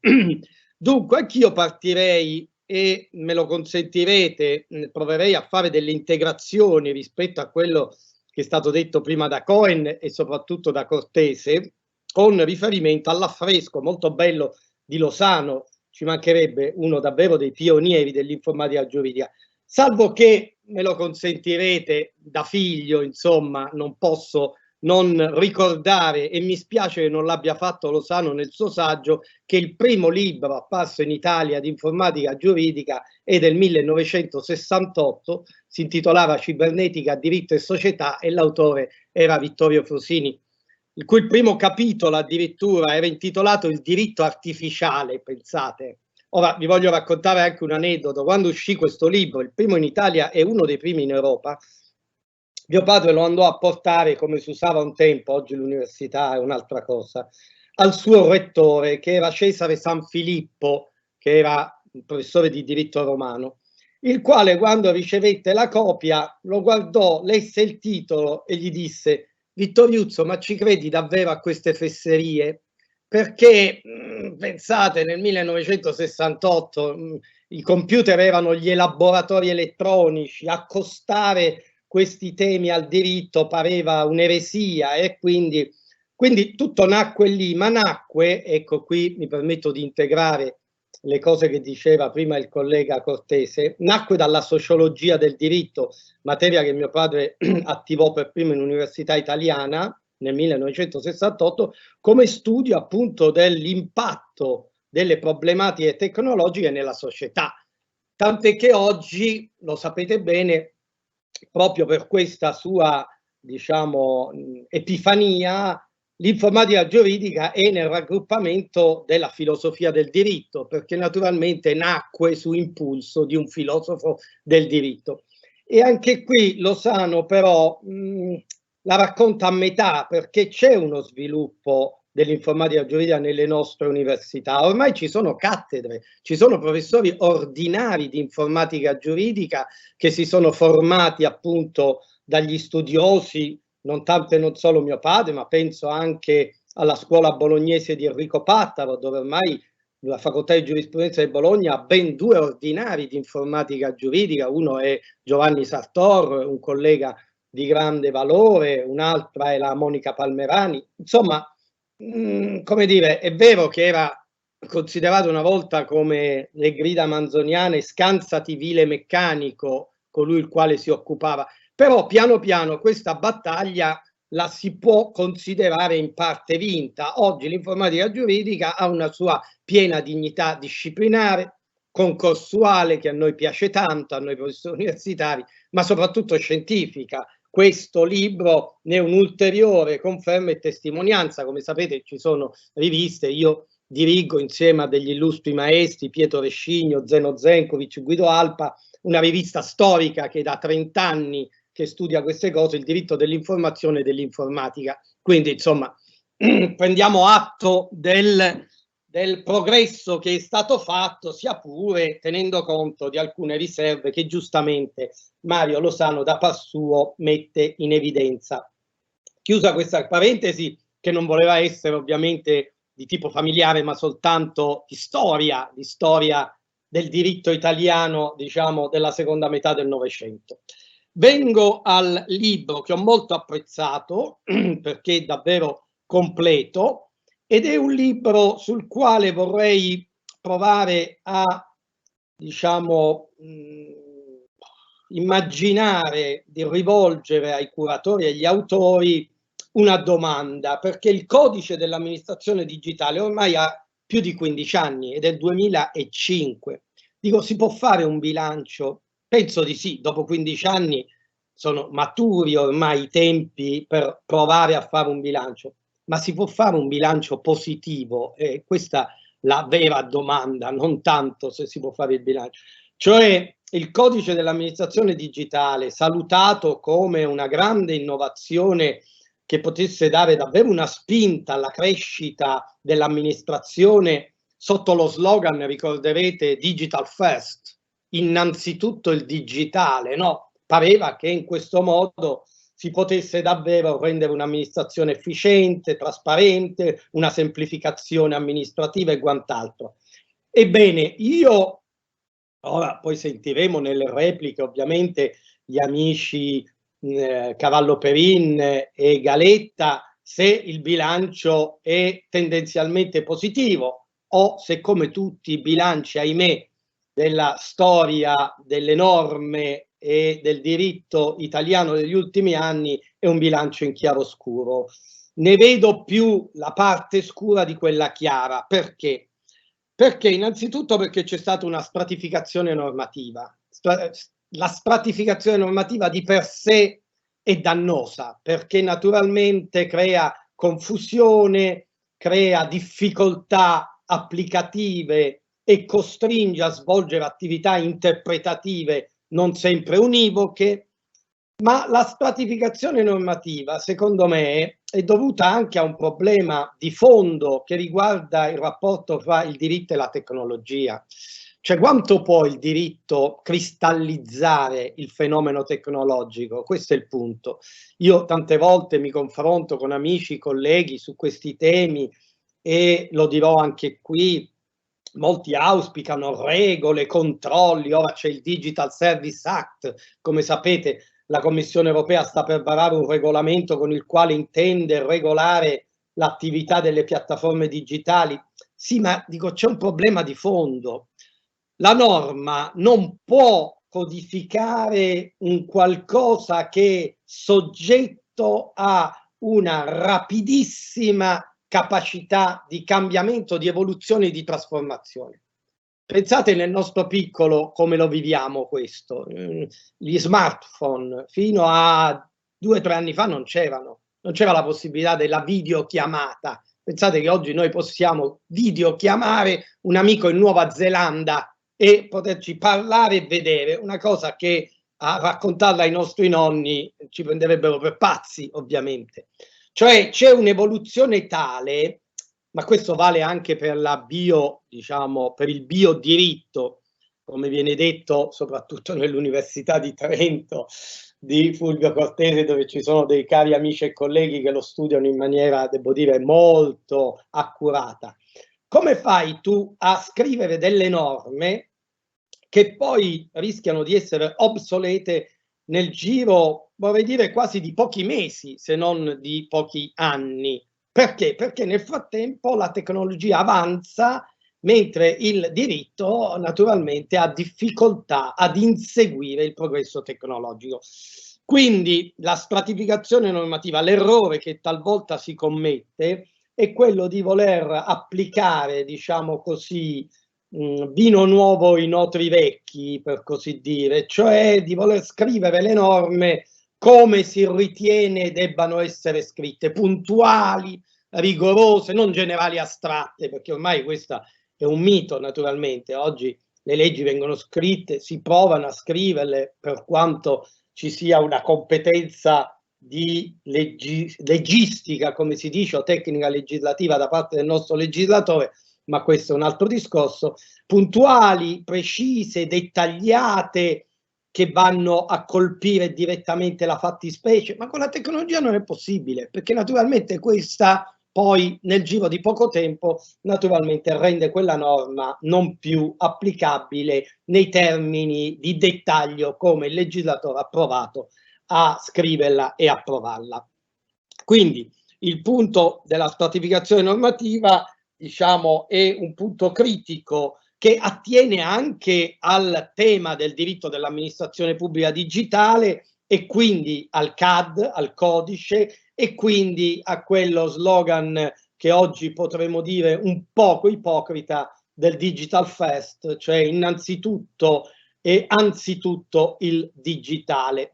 Mi sembra che il riferimento che faceva prima Fulvio Cortese di quell'applicazione, per carità, in un periodo del tutto particolare come quello dovuto a questa epidemia, dell'applicazione Immuni, ne è una testimonianza, perché insomma è fallita. Ma è fallita per quale motivo? Sì, forse anche perché la gente ha avuto paura, qualcosa dirò a proposito della privacy, ma è fallita perché non c'è stata una capacità di implementazione, non c'è stata una capacità di convincimento sull'utilizzo corretto e sul beneficio che è questa applicazione. Ma questa applicazione è uno dei tanti esempi che si possono portare. Chiunque di noi si prova a scontrarsi con l'amministrazione nella sua diciamo versione digitale, appunto cercando di scaricare i documenti, trovandosi di fronte delle difficoltà operative e organizzative. Pensate solo all'accesso, un tema sul quale mi batto ormai da una decina d'anni, il diritto d'accesso, ma non tanto in Costituzione, perché non è che serve metterlo in Costituzione, serve di renderlo davvero operativo, con la fibra, con la capacità, come è stato fatto in altri paesi, con la capacità di consentire davvero a tutta la cittadinanza di accedere a internet, perché oggi con le lezioni a distanza, con lo smart working, ditemi voi com'è possibile e com'è concepibile il fatto che ancora ci siano zone del paese, come ci sono, dove l'accesso ad internet è negato e reso difficile, o che comunque costringe il cittadino ad attivare una tariffa presso un gestore telefonico e quindi a dover pagare per accedere a internet, mentre l'amministrazione si propone sempre più di essere digitale. Allora delle due l'una: o l'amministrazione mi consente di accedere all'internet gratuitamente e allora tu mi fornisci tutti i servizi amministrativi su internet, oppure non mi puoi fornire i servizi amministrativi su internet chiedendomi però di attivare a mie spese una tariffa che in alcuni casi può essere anche onerosa, ovviamente. Perché se è vero, come è vero che oggi siamo in presenza di una cittadinanza digitale e quindi se voglio cambiare il mio medico di base devo andare su internet e fare la richiesta su internet, non vedo per quale motivo io debba avere questo servizio costringendomi però ad attivare diciamo una connettività ad internet a mie spese.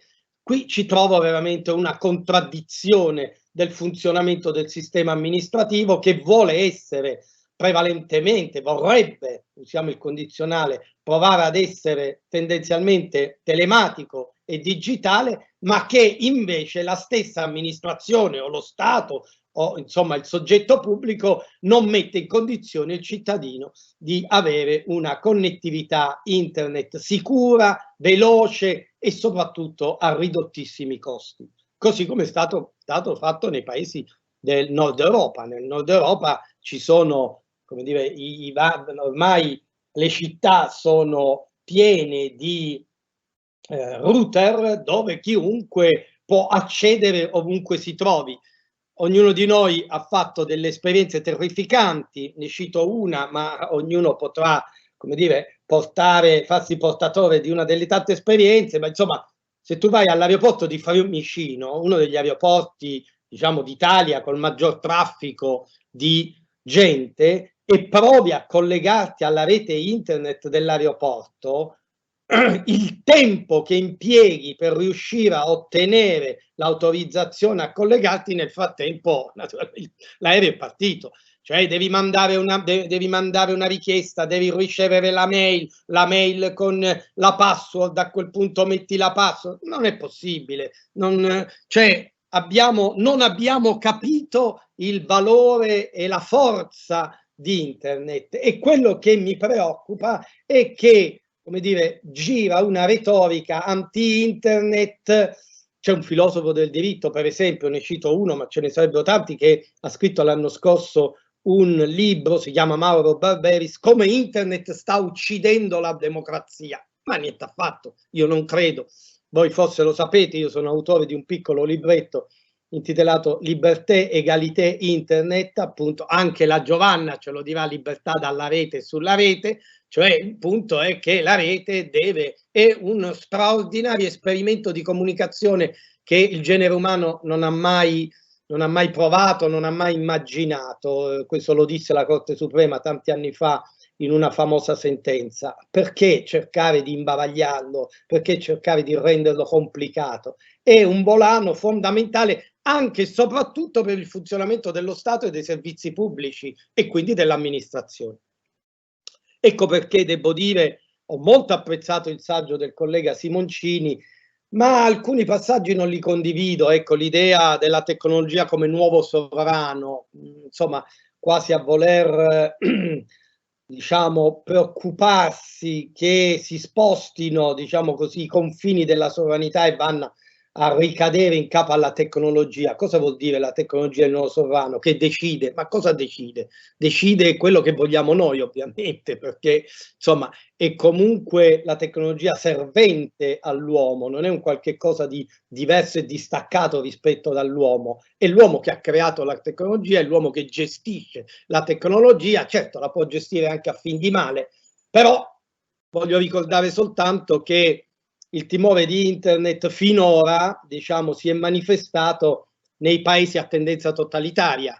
Perché? Perché sono stati quei paesi, la Cina soprattutto, che hanno represso, eliminato, impedito l'uso di Facebook, l'uso di Twitter e quant'altro, proprio perché timorosi che attraverso questa trasparenza e questa capacità di raccogliere fonti di comunicazione e di informazione in ogni dove potesse in qualche modo, diciamo, minare la forza del regime. Quindi, insomma, internet, più che minacciare la democrazia, per certi versi mi sembra che la stia aiutando in qualche modo. Ora non cito, come sempre si usa fare in queste occasioni, le primavere arabe, che è un processo molto più complicato e forse non è stato solo internet, anche se internet ha contribuito molto a fare scoprire a quei popoli che cosa accadeva fuori dai loro confini, dai loro territori, e che il mondo era fatto di ben altro, oltre a quello deciso da Saddam Hussein. Allora, la tecnologia nuovo sovrano va chiarito, non nuovo sovrano secondo Kashmir, diciamo, ma sovrano come, diciamo, piuttosto capacità di saper guidare nelle scelte l'uomo per favorire ulteriormente i rapporti sociali, i rapporti umani, i rapporti di lavoro, la gestione amministrativa, il buon vivere, come dicono i sudamericani. E questo mi sembra che rientri, se ho ben compreso, anche nel capitolo di Diana Galetta sulla digitalizzazione e diritto a una buona amministrazione, cioè c'è un nesso fra digitalizzazione e buona amministrazione, è inevitabile, ci deve essere, ed è nostro compito anche come giuristi e studiosi di questi temi diffondere una cultura della digitalizzazione per una buona amministrazione. Qui sul punto vorrei dire una cosa, sempre prendendo spunto da quello che ci diceva prima Cortese a proposito degli algoritmi, e lo pongo a voi studiosi del diritto amministrativo. Come sapete io sono uno studioso del costituzionale e con particolare, diciamo, attenzione al fenomeno comparativo, ma mi sembra, ora prescindo dalle pronunce TAR, Consiglio di Stato, ben note sul tema dell'algoritmo e la sua incidenza nei procedimenti amministrativi, però mi sembra che in qualche modo l'algoritmo può aiutare a valorizzare l'imparzialità della pubblica amministrazione, cioè l'articolo 97, insomma, dove c'è il buon andamento e l'imparzialità, insomma l'algoritmo è comunque un fenomeno, un fattore che garantisce più talvolta della discrezionalità del funzionario l'imparzialità, perché naturalmente tu immetti i dati e poi questo ti dice quali dato conviene utilizzare sulla base appunto di un tracciato che lo stesso algoritmo compie nello scavo dei dati. La discrezionalità naturalmente finisce con l'incidere talvolta, ne è piena, diciamo, la storia della pubblica amministrazione italiana in fenomeni anche di degenerazione, di illegalità. Quindi non so, ecco, mi sembra che l'algoritmo può funzionare, se non altro, anche per, diciamo, dare attuazione a un principio molto delicato e mai veramente attuato dell'imparzialità della pubblica amministrazione, imparzialità amministrativa. Vengo alla privacy. Anche qui, anch'io mi sono andato convincendo che la privacy oggi, per come si è stratificata anch'essa, e non solo dalle novelle che sono seguite al testo unico, al codice, come si usa chiamare i testi unici sulla privacy, ma soprattutto a livello europeo, dove ormai, a parte, diciamo, il regolamento, ma c'è, come sapete, una costante e sempre crescente giurisprudenza della Corte di Giustizia dell'Unione Europea che interviene e perimetra ulteriormente, diciamo così, l'uso e l'applicazione della privacy, come piace pronunciarla alla nostra Elena, e la riservatezza, diciamo. Ora, la mia impressione è che, per carità, non possiamo tornare a Right to be let alone di harvardiana memoria, ci mancherebbe, quella è l'ipotesi di Robinson Crusoe, oggi è impossibile. Però, come dire, che oggi da una mancanza di tutela della riservatezza, come il nostro paese ha avvertito fino agli anni '80, cioè quando entrò in vigore la legge che istituì l'ufficio del garante per la protezione dei dati personali, a oggi mi sembra che si sia ecceduto, cioè si è passati da niente a troppo. Oggi la privacy, diciamocelo, è diventato un alibi per i cittadini, è diventato un alibi per l'amministrazione per non fare, perché naturalmente alza la barriera, il muro e c'è la privacy, ti senti rispondere, come se fosse un qualche cosa di invalicabile sul quale tutti debbono arrendersi e arrestarsi. C'è la privacy. Ma cosa vuol dire c'è la privacy? Che cos'è la privacy? La privacy oggi, secondo me, deve esistere e deve avere un suo significato, perché se noi lo usiamo bon à tout faire, finisce per essere svilita, per essere depotenziata, come è naturale in tutte le cose. Se tu, come dire, esasperi l'uso, inevitabilmente finisce anche col perdere quella sua capacità di rilievo e di incidenza nell'ordinamento giuridico, se è vero come è vero che la privacy è un diritto fondamentale. Ma se è diritto fondamentale, la privacy deve servire a tutelare una cosa, soprattutto e innanzitutto, la dignità dell'uomo. E questa è stata pensata per questa, la privacy, la dignità umana come la tuteli? La tuteli su quelli che sono i dati cosiddetti sensibilissimi. È lì che ci deve essere la riservatezza, è lì che deve essere custodita, tutelata e difesa a tutti i costi.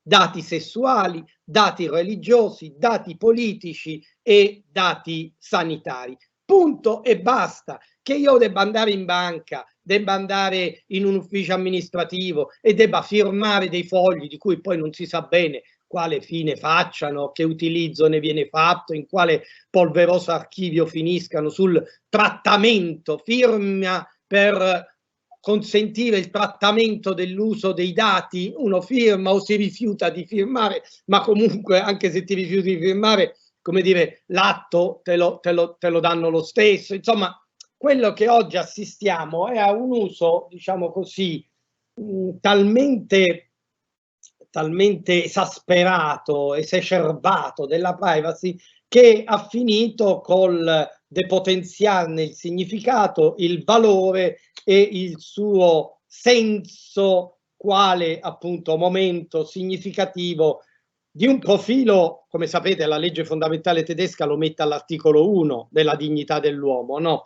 La dignità umana è difficilmente tutelabile. Cosa si intende per dignità umana? Ebbene, declinata in termini di riservatezza, la si può meglio caratterizzare dicendo la dignità umana è laddove viene meno forme di discriminazione dovute appunto al fatto che terzi possano conoscere le mie preferenze sessuali, i miei guai sanitari oppure le mie scelte politiche, e questo può comportare un danno alla mia dignità, perché naturalmente posso essere discriminato o rendere diseguale il mio trattamento. Chiudo perché ho preso molto tempo, ma la colpa è vostra che avete scritto un bellissimo libro su temi che mi appassionano e quindi vorrei dire tante altre cose. Ma chiudo con un suggerimento, perché Diana appunto in apertura ci invitava a dare dei suggerimenti. Il mio suggerimento è naturalmente tutti noi ci auspichiamo una seconda edizione, ma la seconda edizione, e spero che anche il suo vostro la concorra, diciamo, a far sì che ci possa essere una seconda edizione con la vendita delle copie stampate per la prima edizione, la seconda edizione non può che essere accresciuta, perché altrimenti sarebbe una ristampa, quindi la seconda edizione deve essere accresciuta. E allora fatemi rindossare le vesti del comparatista e suggerirvi un capitolo di diritto comparato, cioè l'amministrazione digitale vista un po' negli altri paesi, per capire un po' quanto e quali sono i ritardi del sistema italiano, perché non vorrei che poi fosse, come dire, anche un leitmotiv un po', diciamo così, privo di un riscontro effettivo. Cioè in Italia noi riteniamo di essere in ritardo su tante questioni, ma raffrontata a esperienze straniere lo siamo veramente? E oppure come sono più avanti le esperienze straniere, in che modo? Allora il suggerimento lo voglio completare e mi scuserà la persona che sto per citare, ma essendo qui e vedendola qui in primo piano la professoressa Elena D'Orlando, non potrete che affidare a lei il capitolo di diritto comparato sull'amministrazione pubblica digitale. Grazie e auguri. Ringrazio l'amico e collega Tommaso Edoardo Frosini anche per questo impegno che mi ha lanciato e che ovviamente se i curatori ritengono fattibile sarò ben lieta di assumere. Lo ringrazio anche perché ci ha dato una prospettiva anche appunto di diritto costituzionale con cenni di comparazione, e questo sottolinea appunto come questa materia ben si presti ad un approccio anche interdisciplinare.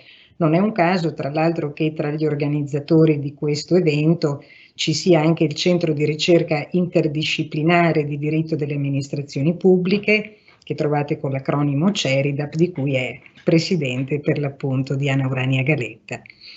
Le suggestioni di Tommaso Edoardo Frosini sono molte, a partire dal ruolo di Internet.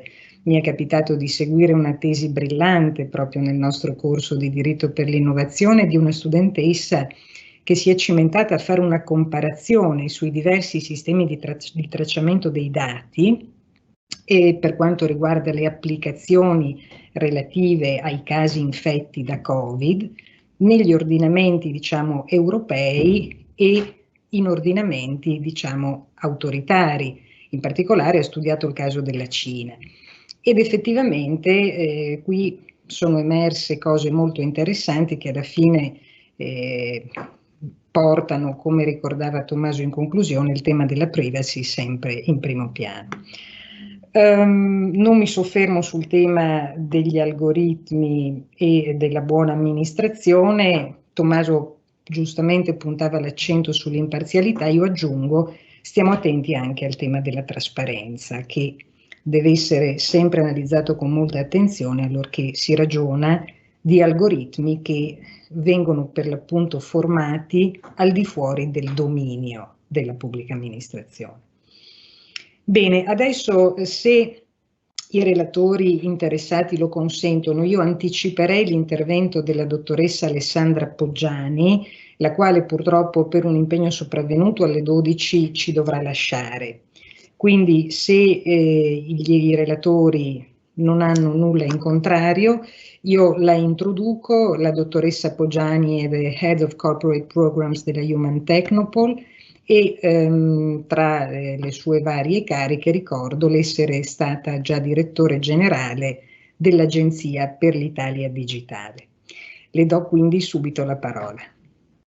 Buongiorno, grazie. Tra l'altro sono molto dispiaciuta di dovervi lasciare perché il dibattito, tutti i relatori hanno affrontato dei temi molto interessanti e in particolare io credo che oltre al contesto accademico questo testo che avete prodotto è uno degli strumenti che dovrebbero essere di più, che persone come me che lavorano nell'amministrazione a vario titolo e che si occupano di queste tematiche specifiche potrebbero trovare molto utile. Io non sono una giurista, come sapete, ma mi trovo ad affrontare i temi che nel testo sono ben dettagliati tutti i giorni. In alcuni casi, in alcuni ruoli che ho ricoperto, come quello di direttore generale dell'Agenzia per l'Italia Digitale, anche con funzioni di indirizzo, più recentemente avendo svolto il direttore della Società di Informatica e Digitalizzazione del Comune della Città Metropolitana di Venezia, nel concreto vis-à-vis con la cittadinanza e con coloro che dovrebbero esercitare i loro diritti. Io vorrei portare come contributo un'ottica diversa, nel senso di appunto soggetto e soggetti che devono applicare la giurisprudenza e il diritto pubblico in un contesto, quello della digitalizzazione, ma mi permetterei di dire del cambiamento veramente epocale che riguarda l'industria, riguarda l'economia e riguarda la società, degli strumenti che quotidianamente utilizziamo e quindi anche se un po', come diceva McLuhan, il messaggio è anche un po' il canale della diversa prospettiva che le persone hanno rispetto alla loro posizione, al loro ruolo all'interno della società, in primo luogo come cittadini che hanno diritto a dei servizi. È stato citato in varie,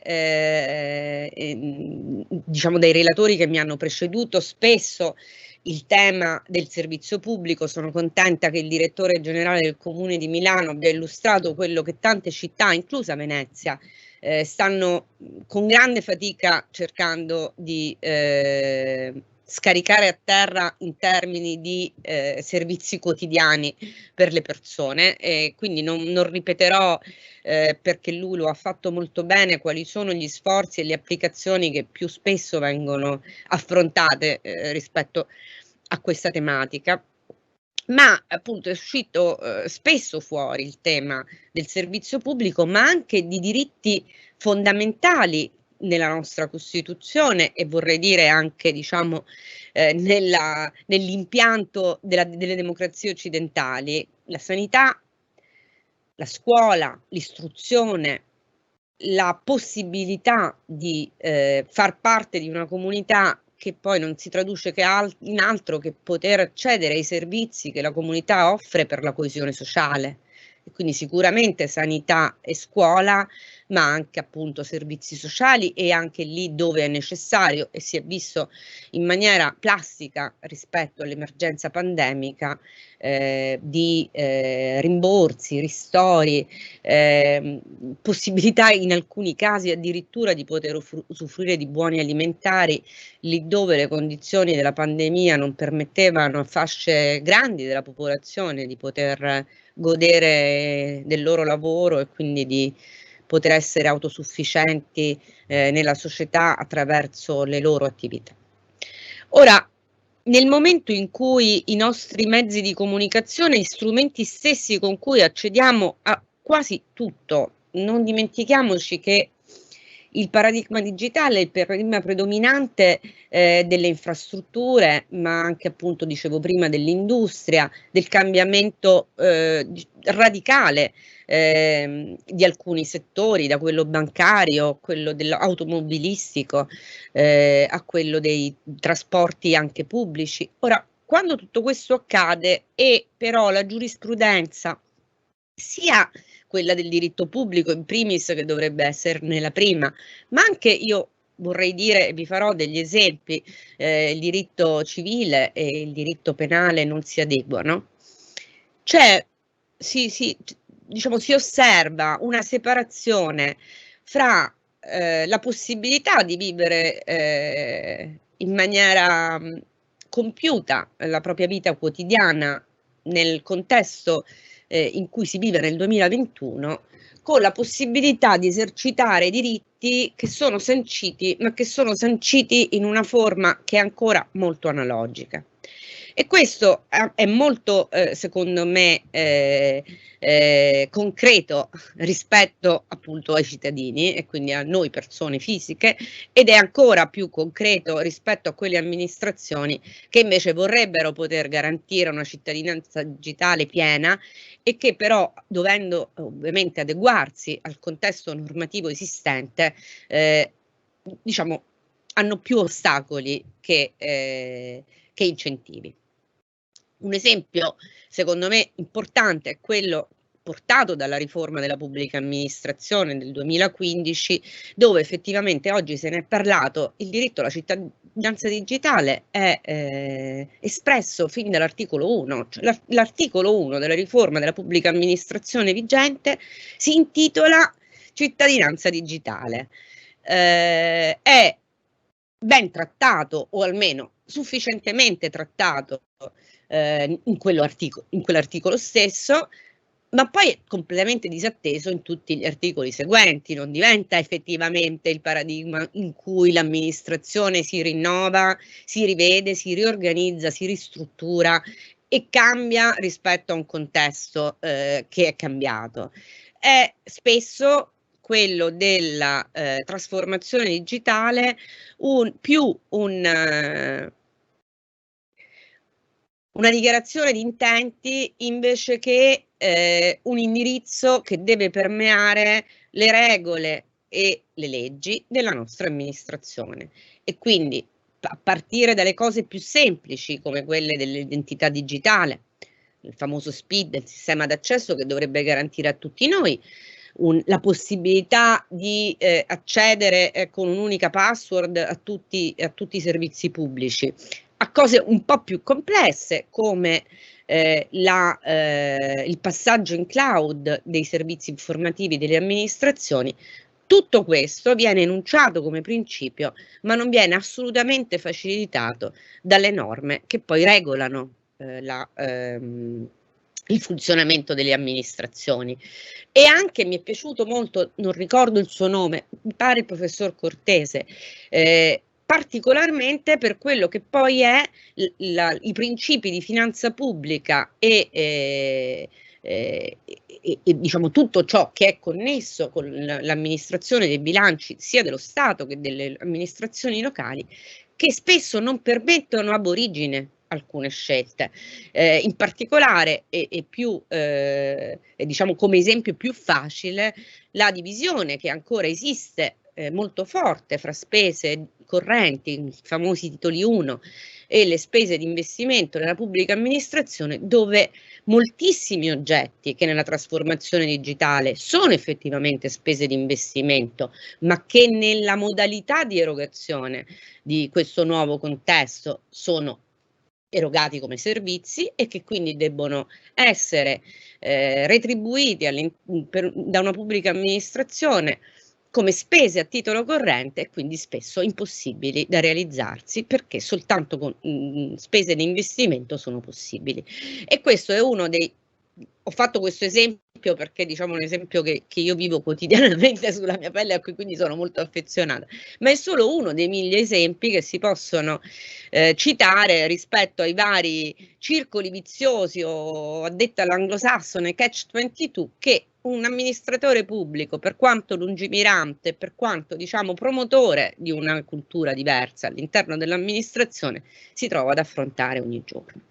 Ora, di amministrazione ne abbiamo molto parlato e voi siete personaggi e studiosi più autorevoli di me, ma questo ha una incidenza, un effetto sull'esercizio vero dei diritti da parte della popolazione che non può non essere preso in considerazione quando si affronta il tema dal punto di vista giuridico e dal punto di vista del diritto, perché tutto questo si è visto tantissimo durante la pandemia. Io sono una di quelle persone che pensa e spera, forse più spera che pensa, che ci sia poi qualche effetto positivo di questa tragedia nazionale e internazionale che abbiamo vissuto, perché diciamo io Mi auguro che quello che nelle amministrazioni, anche quelle sanitarie, è stato vissuto in termini di incapacità di poter erogare servizi di base, quindi diritti primari, in una modalità che non poteva non essere, che non poteva essere in presenza, ma che poteva essere traslata sui nuovi strumenti abbastanza facilmente, se ci avessimo pensato un po' prima, se fossimo stati pronti. Io penso che questo ricordo e questa esperienza non sarà passata invano e che ci aiuterà ad accelerare in futuro, o almeno me lo auguro. Sarebbe veramente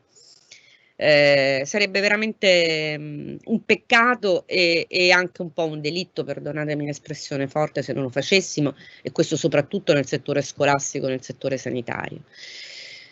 E il primo diritto che viene costantemente negletto è quello che diceva prima il professor Frosini dell'accesso, cioè è evidente che se non tutte le persone possono accedere almeno a dei livelli di servizio essenziali, come quelli che chiamiamo della sanità, alle connessioni e alle infrastrutture necessarie per poter partecipare di questa nuova società, noi perdiamo ogni anno, ogni mese, ogni giorno non solo l'occasione, ma anche la capacità di essere insieme come società. Ci sono degli esempi lampanti quando noi pensiamo a come la scuola ha potuto attrezzarsi durante il periodo della pandemia, e lo ha fatto anche, diciamo, con tutti i suoi difetti, con una certa proattività o con un certo senso di collaborazione emergenziale da parte dei suoi attori, in primis i professori, ma anche le famiglie. Ma pensiamo davvero che una famiglia italiana media, soprattutto se abitante in una città di provincia o in piccolo comune, noi non siamo un paese dove le grandi metropoli hanno la maggior parte degli abitanti della nazione, siamo un paese dove tantissime persone, una grandissima quota di persone vive in piccoli centri, e una famiglia di 2-3 figli, anche soltanto 2, che si trova contemporaneamente a lavorare da remoto rispetto ai genitori, o almeno uno dei genitori, e 2 o 3 bambini che contemporaneamente devono seguire le lezioni, possano averlo fatto se non hanno a disposizione, senza avere a disposizione una rete infrastrutturale degna di questo nome, ad alta capacità, e che permetta un utilizzo sincrono su diverse postazioni di strumenti tipo quello che stiamo utilizzando oggi, e che ci permette di svolgere questo convegno, diciamo, in una forma diversa da quella che sarebbe stato in una fase non pandemica, ma che comunque ci permette di interagire con una sufficiente capacità di scambiare idee, conoscersi e anche appunto trattare i temi con la profondità necessaria. Questo non è possibile per la maggior parte di famiglie italiane. E non possiamo dimenticarlo, perché poi nel concreto significa che ci sono bambini di questo paese, parecchi bambini di questo paese, che anche avendo a disposizione la possibilità di vedersi riconosciuto il proprio diritto all'educazione, nella concretezza non hanno potuto farlo, o hanno potuto farlo molto parzialmente in condizioni di vero disagio e di, diciamo, non piena comprensione delle nozioni e dell'educazione che in quel momento stavano ricevendo. E questo è vero anche per gli adulti, perché anche la stessa ipotesi e la stessa situazione si è verificata in molte famiglie dove ambedue i genitori dovevano lavorare e non ne avevano la possibilità. Io conosco personalmente famiglie che si sono dovute attrezzare, diciamo, in condizioni difficili, fra telefonini, iPad, questi dovrebbero essere, come è stato la razionalizzazione dell'energia elettrica, la razionalizzazione del metano e del gas, infrastrutture di base che la comunità intera, e quindi lo Stato, deve garantire ai nuclei familiari e alle persone che abitano in questo paese. Altrimenti tutto ciò che ne consegue, sia, diciamo, nelle fasi emergenziali come quelle pandemiche, ma anche, e sarà sempre più vero col passare del tempo, rispetto a diritti fondamentali di esercizio della conoscenza e di partecipazione alla società, anche in fasi non emergenziali. E io vorrei concludere perché in questo contesto trovo che il vostro studio e la vostra capacità di analizzare sotto il profilo giuridico e del diritto questi temi possa dare un contributo vero, è il tema della connessione stretta fra cambiamento del diritto e cambiamento legislativo rispetto al tenere insieme democrazia e contesto economico-sociale nuovo. Finché questi temi non sono affrontati in maniera concreta dal diritto, io credo che quello che è veramente a rischio è la tenuta democratica e la coesione sociale delle nostre società. Il diritto all'educazione, il diritto alla sanità, il diritto all'istruzione sono diritti di base della nostra Costituzione, perché sono visti come quegli elementi che tengono insieme la comunità, che rendono tutti, a prescindere dalle loro capacità economiche, dal loro genere, dalla loro condizione, partecipi della vita sociale. Se per essere partecipi della vita sociale noi dobbiamo garantire l'accesso alle tecnologie e la possibilità di vivere nel contesto digitale delle persone, non possiamo pensare che non facendolo riusciamo a tenere insieme la nostra democrazia. E questo, secondo me, è molto visibile nel dibattito ormai decennale su nuove tecnologie e informazione, che sicuramente prescinde dall'argomento del vostro dibattito di oggi e anche ovviamente del testo di cui stiamo parlando, che è invece focalizzato ovviamente sull'amministrazione e che però è connesso, perché se non si ha accesso alle informazioni in maniera veritiera e in maniera mediata, non perché intermediata, ma mediata perché spiegata, e quindi diciamo avendo ciascuno non solo il diritto a leggere, ma ciascuno il diritto a capire e avere una conoscenza informata, e avere quindi un'amministrazione che è capace di svolgere questo ruolo che prima svolgeva in un contesto analogico. Ecco, io penso che il rischio sarà quello che comunque, poiché la storia non si ferma e tantomeno si ferma il progresso tecnologico, scientifico ed economico, non ci aspetterà il resto del mondo, non ci aspetterà, l'amministrazione purtroppo non può permettersi la velocità di cambiamento che si è permessa, forse la lentezza di cambiamento che si è permessa nel secolo scorso, perché le innovazioni che stiamo constatando con mano negli ultimi 20-30 anni hanno una velocità che impone alle amministrazioni di acquisire attraverso gli strumenti del diritto pubblico la stessa velocità, perché altrimenti io credo che appunto i problemi non siano solo quelli importantissimi di cui abbiamo parlato oggi e che sono molto concreti nella vita delle amministrazioni, nell'organizzazione delle amministrazioni e quindi nell'accesso ai servizi da parte dei cittadini, ma possano essere molto più vasti e diciamo minare in maniera significativa la stessa idea di comunità, coesione sociale e democratica che abbiamo avuto almeno a partire dal Novecento. Io concluderei qui il mio intervento e veramente vi ringrazio tantissimo, perché non è usuale che l'accademia si interroghi veramente su questioni che poi nell'esercizio della pubblica amministrazione quotidiano sono di gran lunga, sono molto difficili e anche poco promosse. Ringrazio davvero moltissimo la dottoressa Poggiani per essere riuscita a rimanere con noi in tempo per condividere insieme queste riflessioni che devo dire condivido veramente da un punto di vista sostanziale. Tra l'altro ho apprezzato molto il suo riferimento al tema della finanza pubblica, che in realtà è un tema dirimente oggi come oggi per quanto riguarda lo sviluppo della pubblica amministrazione, perché se vogliamo tutte le scelte alla fine partono da lì. O meglio, è diciamo la scatola, quella che stabilisce un po' i confini, i binari dentro i quali poi la pubblica amministrazione poi si sviluppa. Così come condivido moltissimo la sottolineatura sullo stretto legame che c'è tra l'innovazione tecnologica e la possibilità di garantire diritti fondamentali abbinati quindi a servizi erogati dalla pubblica amministrazione, cosa che abbiamo purtroppo dovuto toccare con mano proprio nel recente passato a causa della pandemia.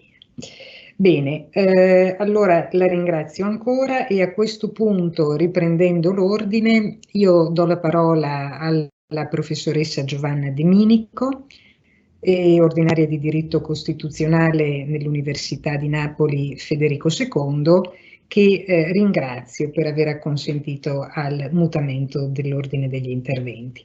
Prego Giovanna. Io sono molto contenta di far parte di questa bella rete che è parte del dibattito di oggi e darò anch'io insomma le mie brevi riflessioni dopo aver letto questo libro che avevo già visto, diciamo, in precedenza per i miei studi. L'espressione tecnica o anche tecnologia è un lemma che è estraneo al nostro tessuto, almeno della Costituzione del 48, perché poi entra come ricerca tecnologica nel 117,3, e cioè con la riforma del titolo V. Quindi non esisteva questo lemma e ciò significa che non costituiva oggetto di una preoccupazione da parte del Costituente. Eppure la tecnologia è entrata nella nostra vita, ha determinato un diverso modo di essere delle libertà fondamentali e un diverso modo di atteggiarsi del potere pubblico. Potremmo dire, come si diceva con la rivoluzione copernicana, eppure esiste, pur si muove qui eppure esiste. E questo impone alla Costituzione di fare i conti con il fattore tecnologico che se viene ancora considerato come un elemento extra ordinem, avrebbe l'effetto di isolare la Costituzione dalla vita degli uomini, cioè di renderla una carta morta e non più la nostra Costituzione vivente. E allora in che modo inserire la tecnica, la tecnologia all'interno del tessuto costituzionale senza scomodare l'articolo 138. Io sono contraria alle continue riforme del testo costituzionale. E qui io dico che noi potremmo avvalerci di strumenti antichi, ma utilizzati in un'ottica nuova. E gli strumenti qui sono due: il ricorso all'ermeneutica giuridica e il secondo strumento è l'intervento del legislatore, cioè del decisore politico che disciplini la tecnica. Ora, il punto quindi dove io voglio andare a finire in questo mio discorso è quello di prendere la tecnologia, inserirla nel tessuto costituzionale, farle perdere il prefisso extra ordinem e farla diventare in ordine. È parte dell'ordine costituzionale.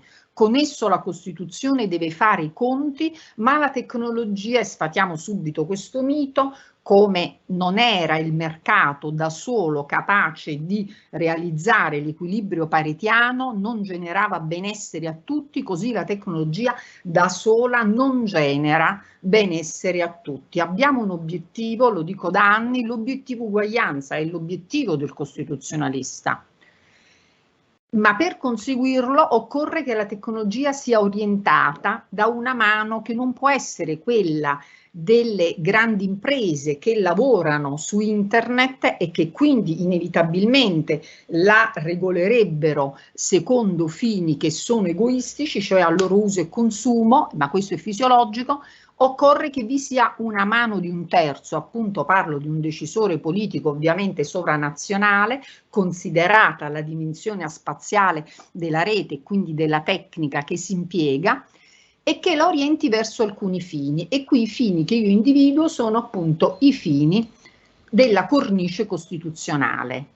Sto tentando di dire che vorrei rendere la tecnologia amica della Costituzione, un'espressione che a me piace e che ho anche usato in una mia precedente fatica letteraria che prima era stata citata. Bene, E quali sono allora i fini ai quali il legislatore dovrebbe orientare la tecnica, e poi vediamo se almeno l'Unione Europea lo abbia fatto. Io vedo dei fini del nostro costituzionalismo, ma che sono in realtà del costituzionalismo europeo, e sono in primo luogo la dignità. Ce ne aveva già parlato prima l'amico Frosini, la dignità della persona, quindi il principio della trasparenza, quindi il principio dell'uguaglianza, salvo capire se è solo un principio o se è l'obiettivo finale, il bene che è sullo sfondo. Per me è quest'ultimo il ruolo dell'uguaglianza. È il principio che va oltre i principi, è il punto finale del processo regolativo. Bene, questi tre principi in realtà appartengono a quello che è il patrimonio costituzionale comune, le tradizioni costituzionali comuni, ecco l'aggancio all'articolo 6 terzo comma del TUE, patrimonio costituzionale comune che per esempio una recentissima pronuncia della Corte di Giustizia Grandi Sezioni del 2 febbraio 2021 rimette in gioco per quanto riguarda, siamo in un altro ambito, il diritto al silenzio nei procedimenti Consob sugli abusi di mercato, per evitare una prevalenza odiosa del diritto comunitario su quello nazionale. Prima la Corte prova a dare un'interpretazione del diritto comunitario conforme a questo bagaglio comune. C'è un bagaglio comune che quindi diciamo in una certa misura coincide con quello nostro, ed io è verso questo obiettivo che intendo orientare la nostra tecnologia sull'amministrazione e quindi l'algoritmo di cui ci parla questo bel libro, che credo sia molto di più di un manuale. E partirei proprio dal primo principio, che è il che avevo diciamo indicato, senza nessun diciamo valore di ordine gerarchico, nel principio della dignità della persona. Dignità della persona, quindi ovvio riferimento all'articolo 2 della Costituzione, nonché all'articolo 1 della Carta dei diritti, e che l'Europa cerca di fare suo in ultimi atti. Qua dobbiamo fare riferimento non solo al GDPR al regolamento del 2016, ma a due atti importanti che ci sono stati sul finire del 2020, e precisamente alla risoluzione quadro del Parlamento europeo dell'ottobre 2020 e alla proposta di regolamento del dicembre del 2020 della Commissione europea. In questi atti l'Europa afferma, è una bella affermazione forte, che intende orientare tutto il processo di digitalizzazione algoritmico sul principio, centrarlo sul principio della dignità dell'uomo, quindi una visione antropocentrica, e con questo segna la sua distanza dalla visione americana, che è ancora ferma, diciamo, ad a valori più squisitamente liberistici, a una visione appunto miope del mercato punto. Invece l'Europa si è lanciata in questa dimensione del mercato sociale, e ancora di più con il regolamento approvato qualche giorno fa, nel febbraio, sui Recovery Fund, ha affermato che non c'è sviluppo del mercato senza coesione territoriale, senza equilibrio tra i generi e senza transizione digitale e transizione ecologica. Quindi un obiettivo veramente ambizioso, al quale anche il nostro Presidente del Consiglio giustamente lo ha,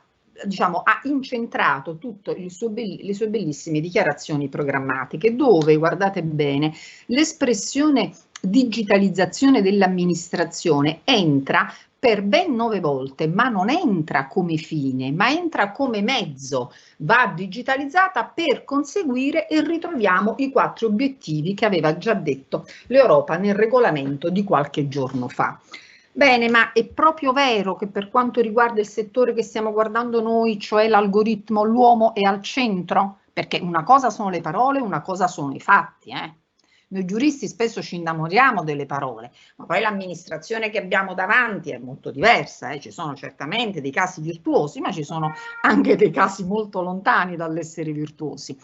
E allora l'uomo, per essere al centro, e cioè il funzionario per essere al centro, significa che non deve lasciarsi governare dall'algoritmo, e ciò non basta ripetere l'articolo 22 del regolamento del 2016 in forza del quale l'atto esclusivamente algoritmo è vietato, perché in quello stesso regolamento ci si accontenta del mero ingresso dell'uomo nel procedimento per sottrarsi al divieto.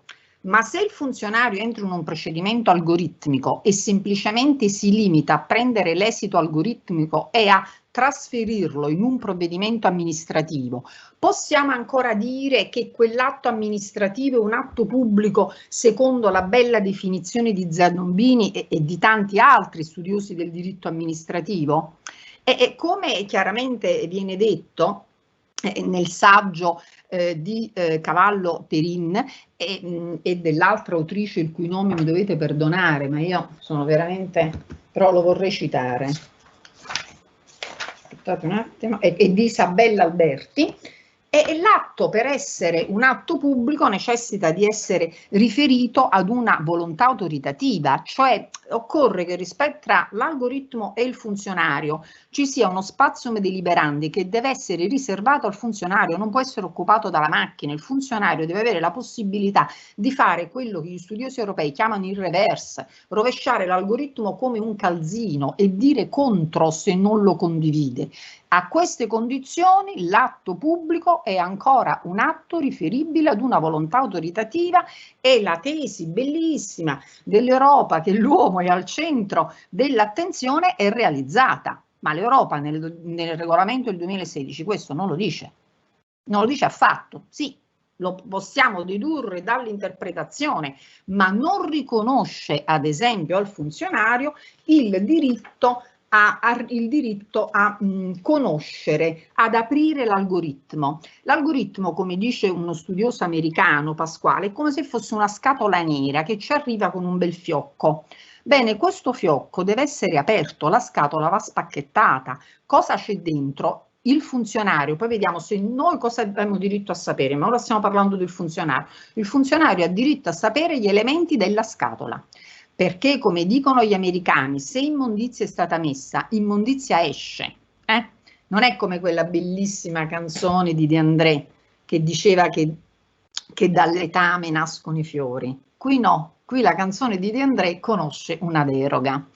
Bene, e allora il funzionario ha diritto ad aprire la scatola. Ciò significa allora che perché soltanto aprendola potrà conoscere la logica algoritmica e se non la condivide contestarla e decidere contrariamente a quanto l'algoritmo ha posto. Ma questo diritto non è affatto sancito nel regolamento del 2016.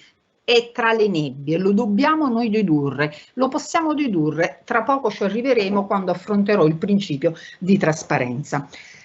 Ancora sempre per quanto riguarda questa posizione del funzionario, c'è un interessante invece parere del gruppo 29, del gruppo europeo 29, il quale per fare salvo l'intervento umano e questo spazio deliberandi in capo alla pubblica amministrazione dice appunto che deve essere riservato al soggetto decidente un appropriate authority capability to change the decision. Ma per avere una appropriate capability to change the decision deve sapere come l'algoritmo ha funzionato. Quindi la posizione europea è debole perché si accontenta di questo intervento formalistico del responsabile del procedimento senza riconoscergli un vero e proprio diritto, qui dico io, diritto soggettivo alla trasparenza nei confronti dell'autore algoritmico e dell'autore dell'algoritmo. E andiamo ora quindi al secondo principio,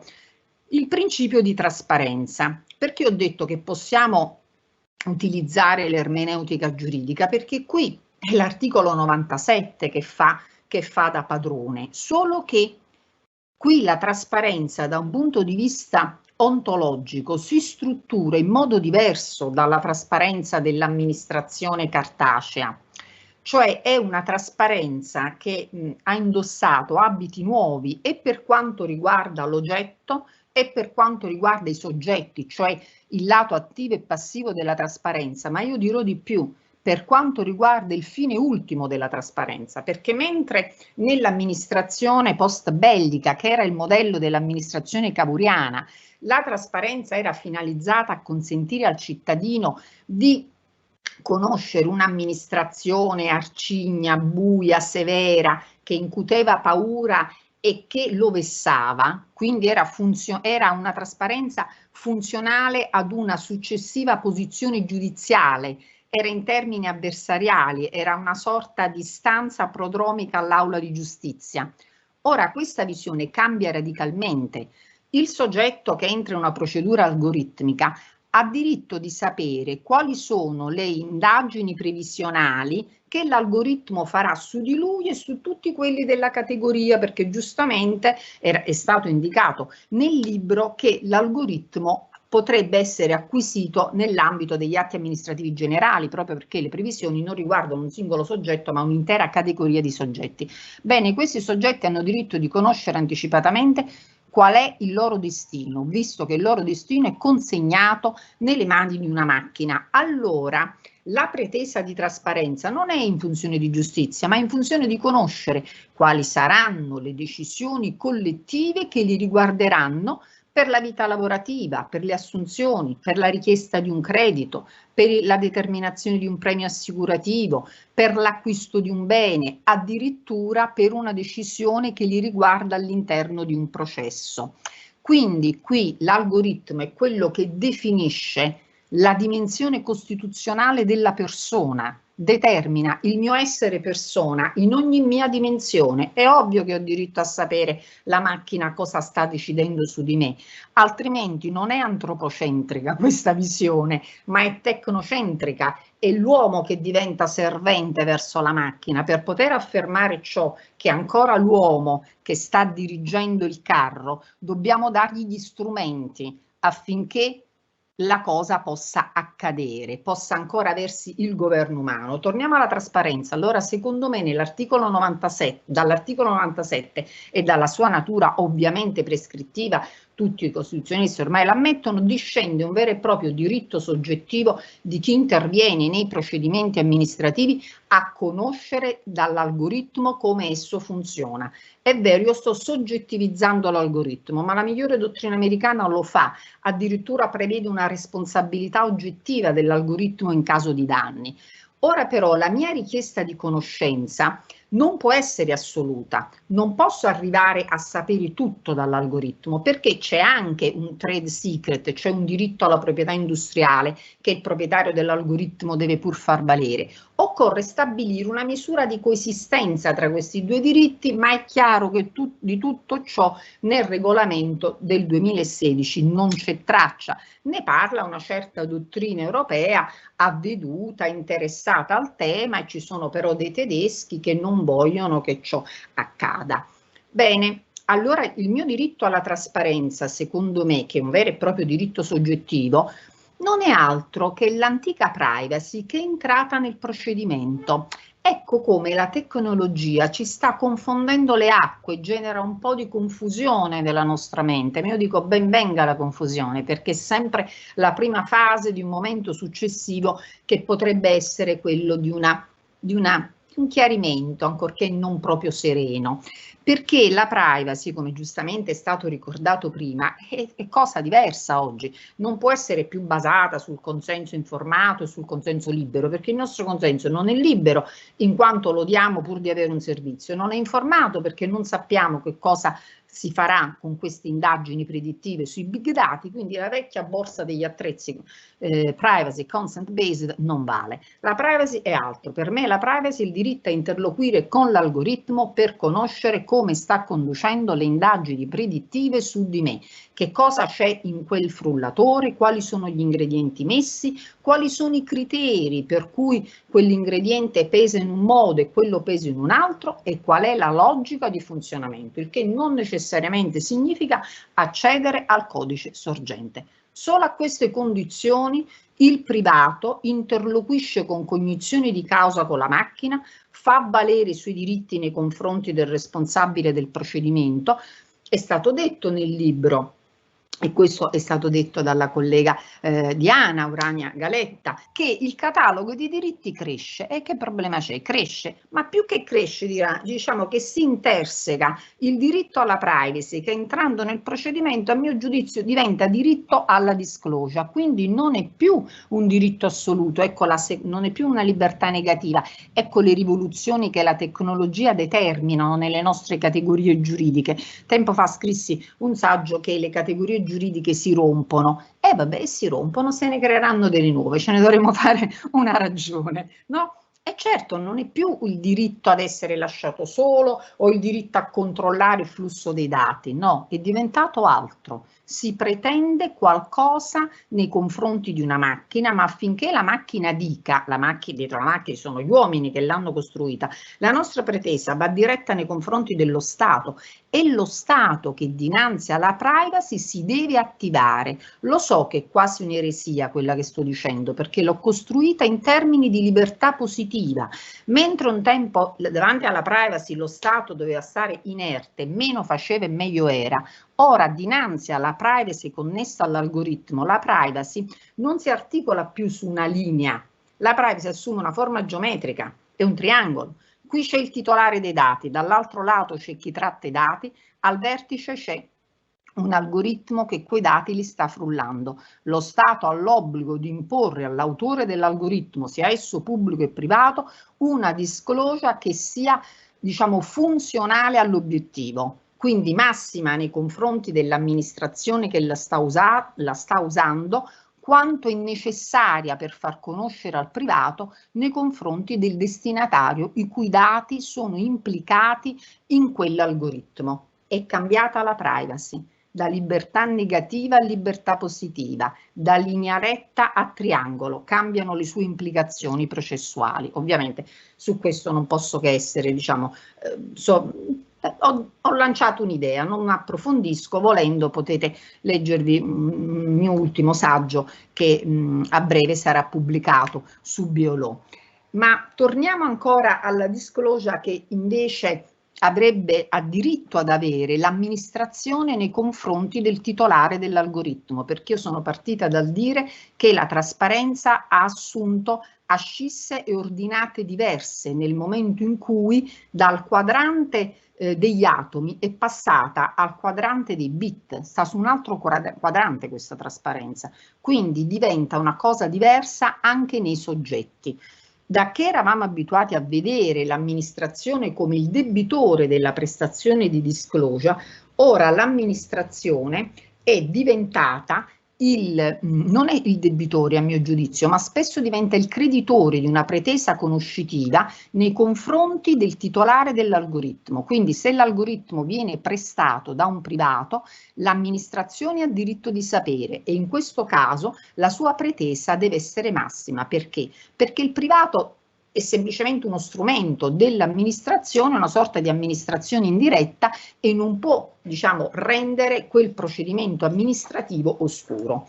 Vado rapidamente all'ultimo dei principi che avevo indicato, che è il principio di uguaglianza, abbiamo detto principio obiettivo, secondo me, vale a dire di non discriminazione. Qui non viene tanto in rilievo la regola che situazioni uguali debbano essere trattate in maniera uguale. A mio giudizio viene in rilievo l'altro corollario che nasce sempre dal 3 primo comma, che situazioni diverse vanno trattate in modo diverso, e il caso Compass, che qui non stiamo diciamo, a ripetere, ne è emblematico. Lì i questionari che erano stati sottoposti alla popolazione nera contenevano le stesse domande dei questionari sottoposti alla popolazione bianca, quindi era un questionario discriminatorio già per errore nelle domande. Se c'è l'errore nelle domande, ci sarà l'errore nella logica algoritmica, ci sarà l'errore nel suo esito. Ecco che per avere un algoritmo che sia favorable, che sia biased, occorre che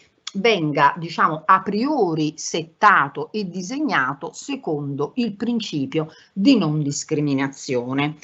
E per fare ciò si dovrebbe dire però che allora gli algoritmi non possono entrare nei processi, perché la questione è soprattutto quella degli algoritmi nei processi, oltre che nel procedimento amministrativo, se non sono stati validati. Perché è vero che diceva il giudice del caso Compass, per carità l'algoritmo io non l'ho sentito, è entrato, è un algoritmo discriminatorio, ma io non l'ho sentito, come le scimmiette, no? Che non vedono, non sentono e non parlano. Ma dice un bellissimo libro, forse più letterario e meno giuridico, di un grande americano, di Sunstein, unitamente a Taylor, cioè l'algoritmo è un pungolo gentile, cioè una volta che entra in una procedura è difficile che colui che decida non si lasci influenzare. fare e da farisei dire non l'ho ascoltato, ho deciso come se non fosse intervenuto. Allora, per evitare che l'algoritmo determini in maniera pregiudizievole gli esiti di procedimenti o di processi, e cioè che invece di essere usato nell'interesse della collettività venga utilizzato per creare presunzioni legali di legittimità, occorre che gli algoritmi siano validati, siano cioè accertati da soggetti esterni, neutrali, affinché entri un algoritmo che abbia una patente di legittimità, altrimenti si impone al giudice una sorta di inversione dell'onere della prova se vuole sottrarsi al nudge gentile. Interessanti le sentenze del Consiglio di Stato e soprattutto l'ultima, c'è una sentenza, sempre sesta sezione, del 4 febbraio 2020, l'881, ovviamente nel libro ampiamente si fa riferimento alla giurisprudenza del Consiglio di Stato, ma questa giurisprudenza, secondo me, che comunque rappresenta un passo avanti perché afferma che l'algoritmo illegittimo ha effetti sulla procedura, determina illegittimità dell'atto, anche l'ultima sentenza, quella del febbraio, dice l'algoritmo, se è illegittimo, determina l'illegittimità della procedura, ma io dico una cosa diversa. Oltre a determinare un error in procedendo, perché è diventato una parte della procedura, l'algoritmo, secondo me, determina un error in giudicando nell'autorità. E allora, al di fuori di tutte le questioni del diritto a conoscere del privato, sul quale mi sono soffermato, che è stato leso se non ha conosciuto l'algoritmo, io direi che il giudice dovrebbe, diciamo, estendere il suo sindacato, forse pur rimanendo nei limiti dell'eccesso di potere, a verificare la esattezza in sé per sé degli elementi compositivi dell'algoritmo. Cioè la mia tesi è quella che un sindacato sull'atto amministrativo, nel momento in cui questo è diventato algoritmico, non può più essere un sindacato sulla mera legittimità formale, su quella che è la conseguenzialità tra presupposti e conseguenze, ma deve essere un sindacato che guarda funditus, che verifichi l'esattezza in sé per sé dell'algoritmo, e altrimenti avremo, diciamo, sostituito all'arcana iuris l'arcana technologicis.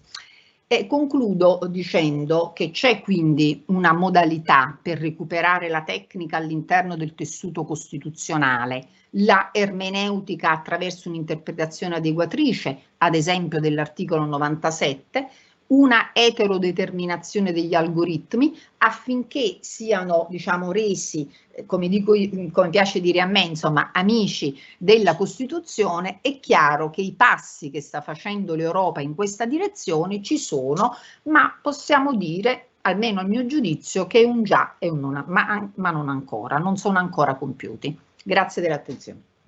Ringrazio Giovanna De Minico per tutti gli spunti che ha voluto offrirci, in particolare dalla prospettiva anche lei del diritto costituzionale, mettendo l'accento sulle problematiche relative alla posizione del funzionario rispetto agli ICTs, sulla trasparenza a fronte della quale il cittadino vanta un diritto di conoscere in particolare l'algoritmo, e fino ad arrivare, secondo Giovanna, a declinare la privacy come libertà positiva, senza contare poi tutte le ripercussioni che questo ovviamente produce sul rispetto del principio di eguaglianza anche nella fase dinamica della tutela processuale. Bene, last but not least, è la volta del dottor Mario Spoto, segretario generale del Comune di Torino, con il quale parimenti mi scuso per il cambiamento all'ultimo minuto dell'ordine degli interventi, e gli do senz'altro subito la parola. Prego. Devo dire, sono veramente contento di aver partecipato a questo evento e di aver letto il libro. Allora, abbiamo preparato una scaletta che non seguirò perché le suggestioni che sono venute fuori dal dibattito sono così interessanti e numerose che mi limiterò, anche per dar tempo poi a chi concluderà i lavori, che è persona ben più autorevole di me, di poter concludere adeguatamente, di avere il tempo necessario a concludere adeguatamente. Mi limito ad alcune osservazioni su alcune cose che ho sentito, quindi non farò un ragionamento organico. Allora, innanzitutto vorrei rassicurare chi non vive a Milano. i servizi elencati dal collega di Milano sono in patrimonio già consolidato e comune in moltissime città, quindi anche chi non vive a Milano quelle cose, vi assicuro, spesso ce le ha. Io vivo in Brianza, quindi vivo in Lombardia, faccio il pendolare, mi alzo alle 5 del mattino ogni giorno, prendo il treno e vengo a Torino, e anch'io, come il professor Frosini, faccio prima a utilizzare la mia connessione privata piuttosto che a utilizzare la connessione di Trenitalia, perché non funziona mai. Quindi questo è un dato di fatto che testimonio e confermo. Una notazione un po' più seria sull'intervento, su alcune cose, su una cosa detta dalla dottoressa Pogliani. Ora, io dirigo un'azienda formata da alcune migliaia di persone. Devo dire che l'esperienza della pandemia, del lockdown qualcosa ce l'ha insegnato, no? Allora, vi assicuro che il problema principale, almeno nella realtà torinese, ma anche, vi assicuro, lombarda, il problema principale non era la connettività. Il problema principale erano gli appartamenti. Gli appartamenti di 2 stanze in cui le famiglie dovevano consentire ai figli di fare didattica a distanza, in cui i genitori dovevano fare smart working. Quindi, come dire, in questo contesto devo dire che l'accento che è stato posto alle carenze sulle infrastrutture secondo me è eccessivo, perché i veri problemi, o almeno i problemi più bloccanti, sono stati altri. Tant'è che, ad esempio, a Torino stiamo pensando di coinvolgere le aziende di co-working per riuscire a dare la possibilità anche alle famiglie, ai dipendenti, che dovessero avere necessità di condividere attivamente negli stessi orari di spazi per fare didattica o per lavorare, di poter fornire anche di spazi vicini, adeguati e attrezzati. Quindi l'informatica non è, vi assicuro, non è il solo problema, e la connessione non è il solo problema. Anche la questione della cittadinanza digitale legata alla disponibilità della connettività va vista, secondo me, insomma, in modo articolato. Ci sono zone del territorio in cui questo è un grandissimo problema, ci sono zone del territorio in cui questo non è un problema. Ormai in molte città, insomma, quantomeno un minimo di banda e un minimo di tempo ce l'hai, ti puoi collegare, anzi a volte ti offrono anche i supporti. Quindi è anche vero che la realtà italiana va descritta in questo caso non come realtà unitaria, ma come realtà al solito frammentata, in cui ci sono cose che funzionano e cose che non funzionano, luoghi in cui le cose funzionano meglio e luoghi in cui le cose non funzionano. Ma vorrei dire subito cosa penso dell'intelligenza artificiale, così almeno mi tolgo un sassolino dalla scarpa. Allora, quello che ho sentito mi ha fatto venire in mente un caso citato da un non giurista, Luciano Canfora, in un suo libro Non molto remoto, citava il caso, riportando un altro autore, di un tal Monsieur de Languet, o di Longuet, non mi ricordo bene.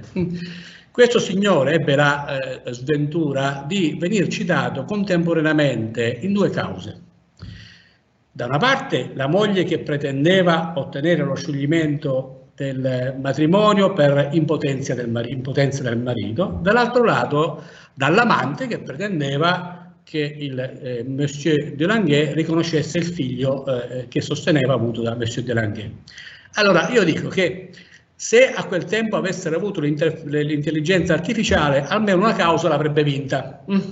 Invece le ha perse entrambe. È riuscito ad essere soccombente sia nella causa intentata dalla moglie, sia... Perché ho ricordato questa cosa qua? Perché mi pare che alla fine noi pretendiamo dall'algoritmo quello che non pretendiamo dalla mente dei giudici. Il rigore, la precisione, l'infallibilità che chiediamo all'algoritmo, a quel dianoetico funzionario che deve ispirare e che è monopolista della volontà amministrativa, non la chiediamo mai. Rincarro la dose. Scusate, taglio un po' polemico, ma mi serve anche per essere più breve. Rincarro la dose. Qualche anno fa ho cominciato a sentire un po' di miei collaboratori chiedendo loro: sentite, mi pare di aver letto che ci sono dei prodotti che sono capaci di leggere, e capire i testi. E nelle amministrazioni pubbliche vi assicuro che il governo dei flussi documentali è un tema ingovernabile.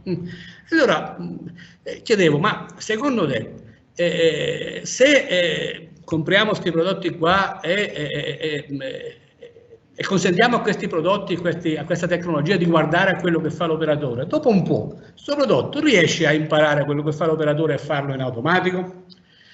Ovviamente la domanda la facevo perché sapevo che la risposta c'era. Allora, sapete qual era e qui vengo, diciamo così, al problema che voglio evidenziare, che secondo me è rimasto un po' sotto traccia. La risposta era sempre contenuta in dettagliatissime relazioni formate da 2/3 di resoconti di giurisprudenza. E tale giudice ha detto questo, e l'altro giudice ha detto questo, la procura ha detto questo, e quella il grande ha detto questo, e quell'altro, eccetera. Poi mezza riga o mezza pagina di analisi del fenomeno che comunque concludevano: ma forse le perplessità sono tante che non conviene farlo. Beh, ostinatamente ho continuato la ricerca fino a che ho incontrato un tizio a cui ho chiesto: scusi, lei quante sentenze ha letto nella sua vita? E questo mi ha risposto: nessuna. Bene, la facciamo sta cosa qua. Per esempio, questo prodotto, questa tecnologia in città metropolitana di Torino è già attiva da un po' di tempo, perché l'abbiamo fatta in città metropolitana di Torino, e l'assunto è: quello che riceviamo e quello che produciamo per il 60-70% negli anni, confrontando gli anni, è quasi sempre lo stesso. Non c'è motivo di affidarsi alla capacità, alla virtù acquisitiva, istruttoria, di conoscenza, di rappresentazione del funzionario, perché è un'attività che, certificando l'algoritmo, può essere sicuramente sviluppata. Certo, qualche errore c'è, ma certamente anche perché ha appreso dall'operatore, anche se devo dire poi sono algoritmi capaci di migliorarsi, no? Dopodiché però il numero di errori, il numero di documenti smarriti, la velocità di smistamento ha accresciuto i diritti delle persone, non l'ha diminuito. Allora, in un contesto in cui noi, insomma, governiamo, vado un tanto al chilo, nel 1950 la popolazione mondiale era stimata in 2,5 miliardi di persone, no? Nel 2000 era già stimata in 5,9 miliardi di persone.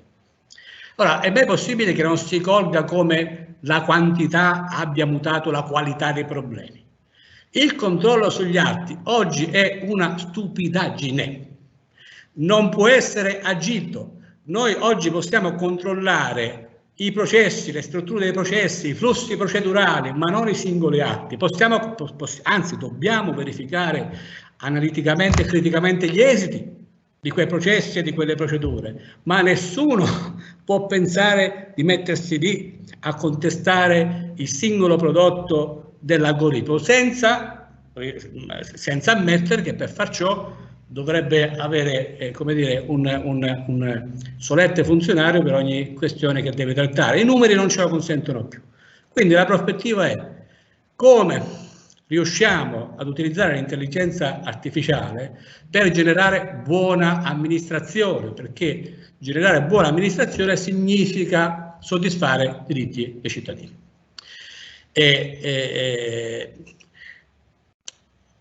La riflessione giuridica, soprattutto quella di origine curiale, vi assicuro è un problema. Vi assicuro che è il nostro più grande problema, nostro da operatori, diciamo così, da artigiani amministratori, è il nostro più grande problema, perché è in grado di farci tornare alla casella di partenza 9 volte su 10. 9 volte su 10. Allora, come dire, insomma, quando ci si autocompiace in citazioni di lezioni di filosofia apprese al liceo piuttosto e non più rinnovate, e io mi preoccupo, no? Quando sento tribunali, ho letto, no? la parte scritta da Andrea Simoncini, dove Simoncini fa fatica a trattenere in alcune parti, mi pare, insomma, una certa ironia. Ad un certo punto si sente, diciamo così, obbligato a dire che è stato costretto a riportare quel passo di quel TAR che diceva, che concludeva l'intemerata invocando i baluardi costituzionali. No? Se andate a rileggere quel passo, mi è sembrato di cogliere un po' di imbarazzo, che condivido, ma come si fa? Ma come si fa a pensare in quel modo? È chiaro che il meccanismo dei funzionamenti che la tecnologia deve essere conosciuta, ed è chiaro che la tecnologia deve essere governata, ma mi pare illusorio che ciò possa essere fatto assicurando a ciascuno il diritto di poterlo capire, perché non funziona così, su ogni sistema complesso, perché noi facciamo i vaccini anche se non sappiamo come sono fatti, perché ci affidiamo a processi, a procedure di accreditamento e di certificazione a cui ci affidiamo. Allora, l'operatore deve rimettersi all'algoritmo, ma certo che no. Ma pensare che oggi l'amministrazione, come diceva correttamente il professor Flosini, possa continuare che il diritto possa continuare a pensare a se stesso come diritto prodotto, alla stessa stregua dei manuali di istruzione del montaggio dei mobili dell'IKEA o dei giocattoli dei bambini, non va bene, non è questo che ci dobbiamo aspettare dal diritto. Io mi aspetterei che tra la campagna formativa massiva promessa dal Presidente Draghi ci sia anche una campagna formativa massiccia e intensa anche nel mondo, diciamo così, dell'amministrazione pubblica che agisce nelle corti. Voglio più sottrarre tempo perché avete già detto così bene voi e non vedo cosa potrei aggiungere di più. Grazie mille. Ringrazio molto il dottor Spoto perché con le sue riflessioni garbatamente provocatorie, direi, ha messo in luce in realtà alcuni temi molto importanti. Anch'io non voglio sottrarre tempo alle conclusioni del professor B, però sottolineo solo proprio l'ultima cosa che lui ha detto, il tema della formazione, che è un tema che è già emerso nel corso della mattinata, probabilmente già il collega Cohen in esordio, nei saluti introduttivi ne aveva parlato, e che è probabilmente la sfida più importante, sia dal punto di vista della pubblica amministrazione, ma anche dal punto di vista nostro, cioè degli enti di alta formazione, quali sono appunto le università. E quindi in primis di noi docenti, che dobbiamo accettare questa sfida e cercare di trasmetterla in modo vincente ai nostri studenti. Bene, prima di dare la parola a Jean Bernardo B, chiedo a Diana o a Roberto se desiderano fare un breve intervento di replica. Secondo me almeno non è la mia idea, mettiamola così, pensare di conoscere una macchina aprendola.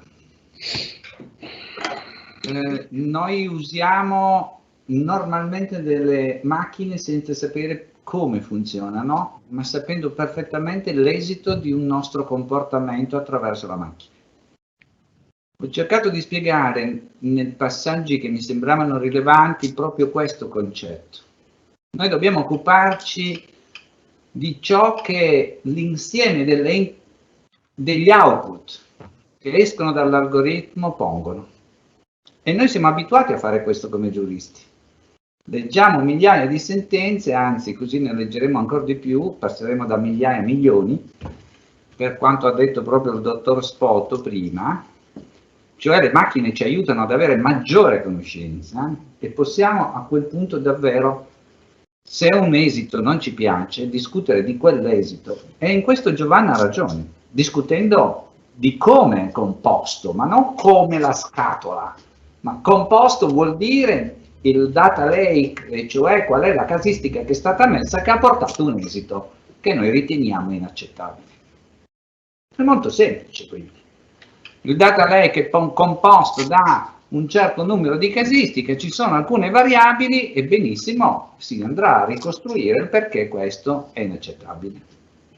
A quel punto è vero, ha ragione Giovanna, c'è un effetto di sistema, tu non discuti più il singolo caso, tu discuti dei casi complessivamente intesi. Seconda considerazione, la tecnica, ne parla sia Prosini, il professor Prosini, sia ne parla anche Giovanna De Minico, in due modi diversi. Nel primo senso, Tommaso Edoardo ci ricorda una cosa che è ottocentesca e quindi va bene che recuperiamo la tradizione. Le norme tecniche erano dentro la potestà regolamentare ed era addirittura una riserva da regolamento indipendente dell'amministrazione, perché si riteneva che erano cangianti, e proprio perché cangianti non era competente il Parlamento a conoscere.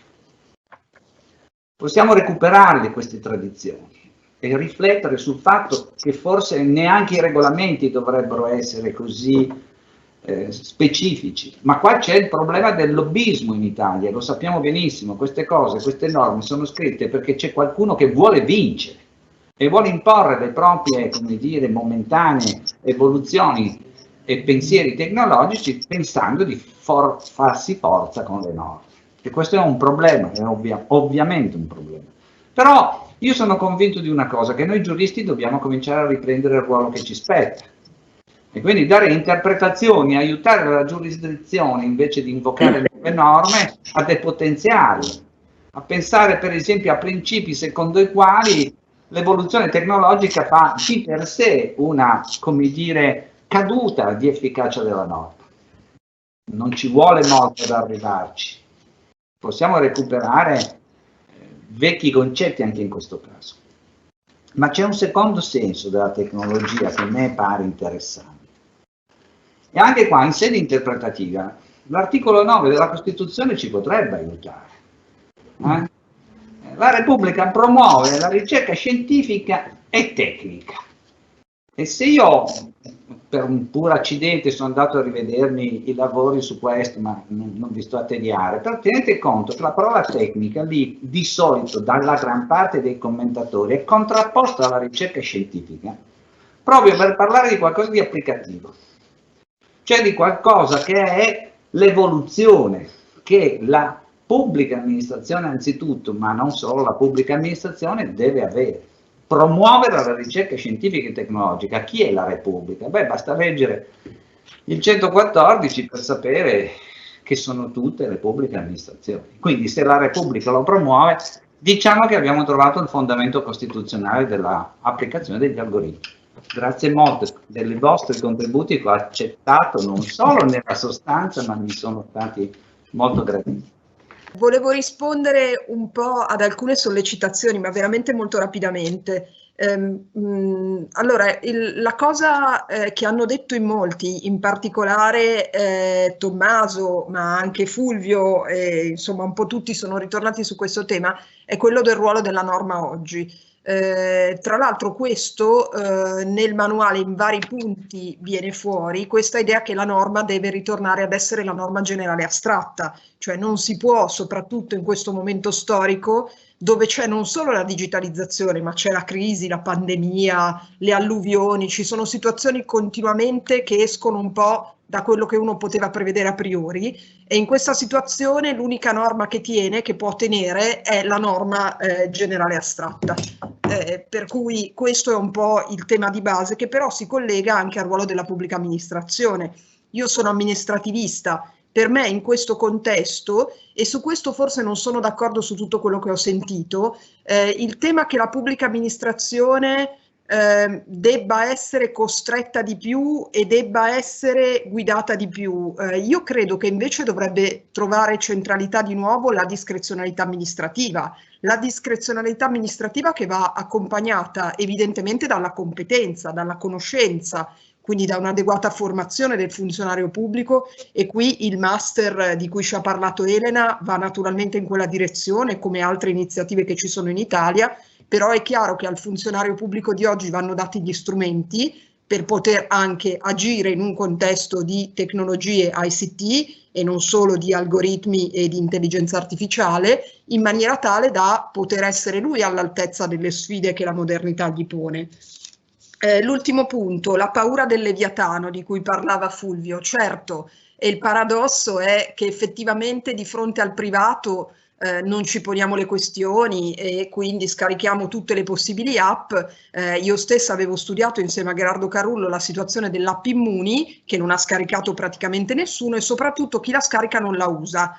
Terrorizzato all'idea che mi tracciano, che i miei dati, la geolocalizzazione, laddove chiunque utilizza la geolocalizzazione per muoversi in auto, senza porsi la minima questione. Quindi su questo secondo me è un problema anche culturale, sul quale bisogna intervenire e sul quale c'è tantissimo lavoro da fare, e noi Accademia lo dobbiamo fare. E io ringrazio anche per la sollecitazione che ha dato da ultimo il dottor Spoto, perché in effetti è vero, cioè noi dobbiamo occuparci dei problemi concreti e della pubblica amministrazione non solo in teoria ma nella vita quotidiana di tutti i giorni, quindi quella pubblica amministrazione, Giovanna, che dovrebbe offrire i servizi ai cittadini affinché i diritti scritti nella Costituzione diventino una realtà quotidiana e non solo qualcosa che resta scritto sulla carta. Grazie tantissimo a tutti, è stato per quanto mi riguarda bellissimo e molto stimolante, davvero non so come ringraziarvi e mi taccio.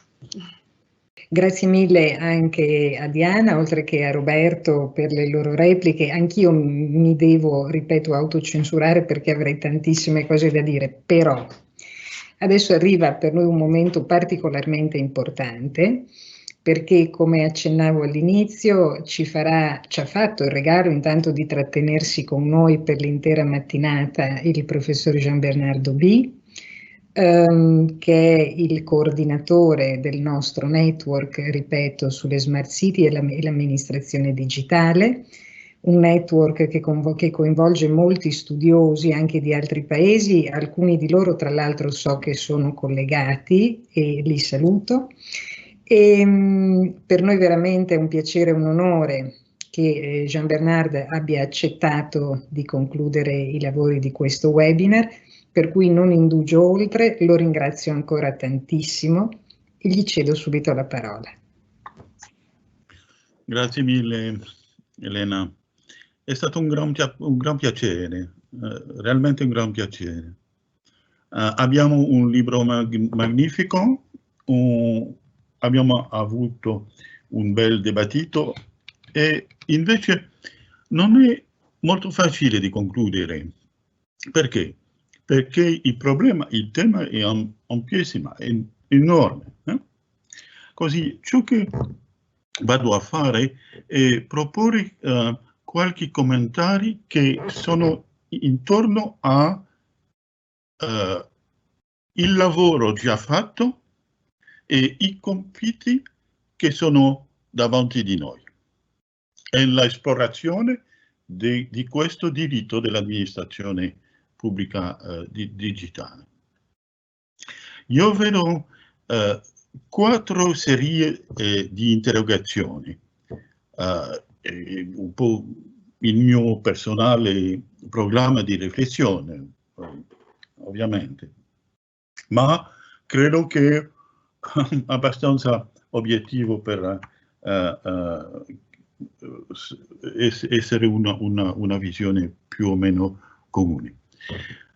Il primo punto, probabilmente il più semplice, però molto necessario, è che dobbiamo conoscere, descrivere completamente, concretamente también, il stato della digitalizzazione del funzionamento della pubblica amministrazione. Mi sembra che qui ci sono 3 piani successivi e parzialmente sovrapposti. Il primo è la digitalizzazione delle procedure amministrative, il dialogo tra i cittadini e l'amministrazione, che si fa sempre più digitale. Il secondo piano è la rivoluzione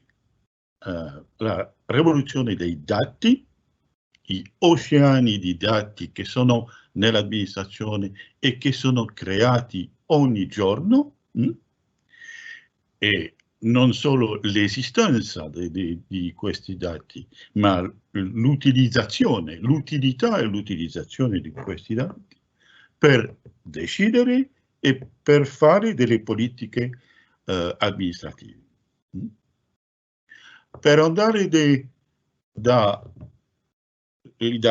dati a decisioni e politiche, a volte avremo bisogno di questa cosa che si chiama algoritmo, perché quando c'è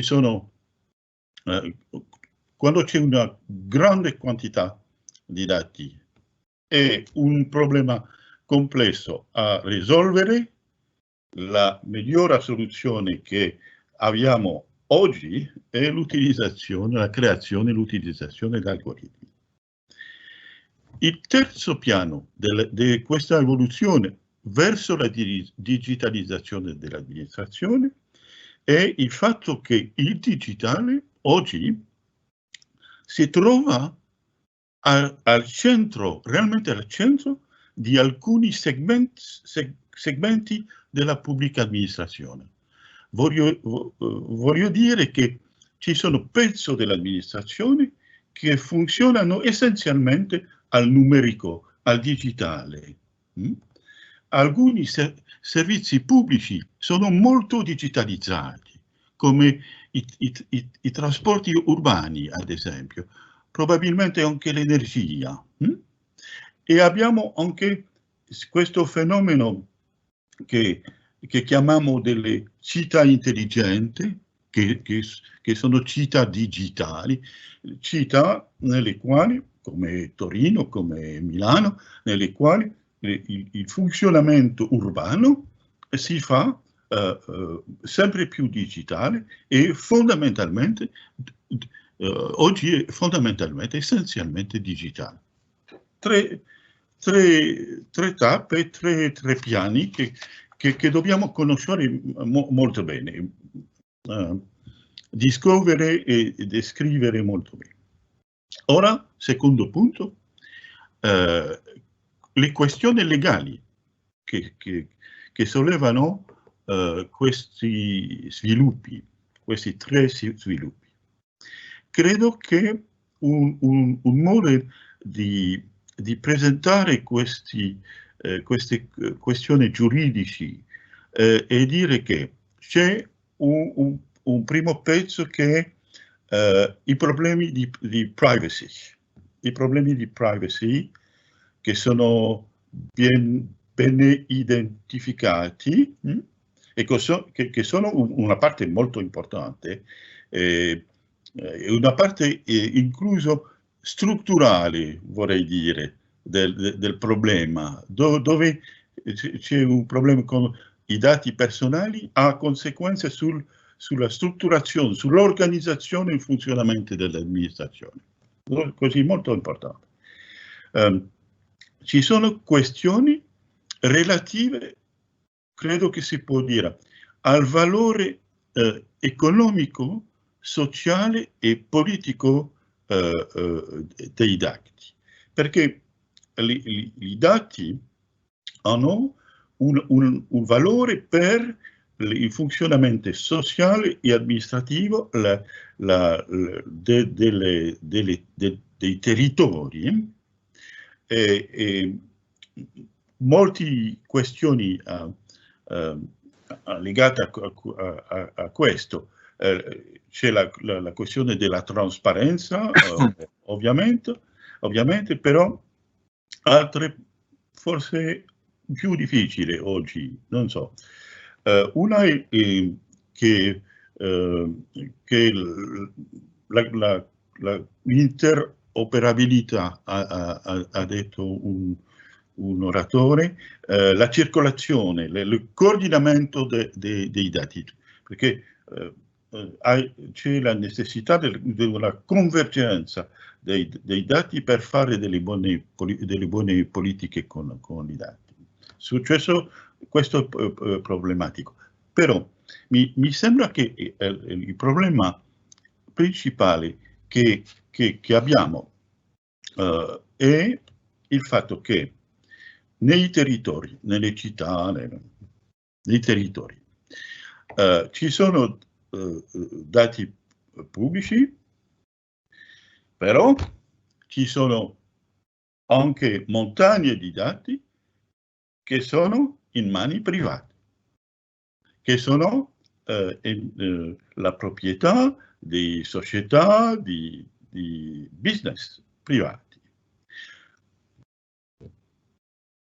Alcuni di questi dati privati sarebbero molto utili al funzionamento collettivo della città, del territorio. Sono a volte dati sanitari, dati geologici, o tutto questo, che tutti i tipi di dati che possono avere una importanza per la vita pubblica, la vita collettiva. E il problema, tornerò un po' a questo, è che il diritto in nostri paesi non sa molto bene che fare, come fare con questi dati privati che possiamo forse chiamare dati privati di interesse generale. Questo è il secondo tipo di questioni legali, giuridici. Un terzo tipo è relativo al fatto che, al centro della vostra discussione, è il fatto che dati, algoritmo, tutto questo, dati plus algoritmo, ha una contribuzione alla produzione di effetti legali e coinvolto nella produzione di effetti legali. I dati e gli algoritmi sono strumenti per produrre diritto tra l'elaborazione e l'implementazione, forse anche di atti pubblici, decisioni, atti, provvedimenti, come si dice nel diritto italiano, contratti anche. I dati algoritmi nella sfera pubblica sono una fonte di effetti legali. E questo crea problemi molto importanti. Io tornerò brevemente a questo. Il terzo punto è per dire che il libro fa brillantemente il punto sul diritto esistente, ma credo che non è possibile di non pensare che il diritto esistente non è sufficiente. C'è un ritardo. Tommaso Frosini parlava del ritardo del sistema italiano, ma posso dire che anche questo ritardo molto diffuso si trova anche chiaramente nel diritto francese. Ci sono molti problemi che non hanno soluzione. Il quarto punto, vado a dire qualche idea su perché non ci sono soluzioni su alcuni problemi. Esempi di questi problemi che provano l'inadeguatezza del diritto esistente. La parte che è abbastanza bene coperta, non completamente, però abbastanza coperta, è la protezione della privacy, perché abbiamo il diritto europeo, abbiamo leggi nazionali, abbiamo incluso qualche soluzione sulla circolazione internazionale dei dati. Il problema è forse l'applicazione concreta delle regole della trasparenza, che non è perfetta, non lo è in Francia, suppongo che non lo è in Italia, ci sono resistenze delle amministrazioni, e anche credo che è Roberto Cavallo Perin che ha detto che c'è un problema di equilibrio tra privacy e trasparenza, e credo che è molto esatto. Però questo non è troppo problematico. Ora al contrario, abbiamo ovvie lacune in relazione alla portata economica, sociale e politica della digitalizzazione.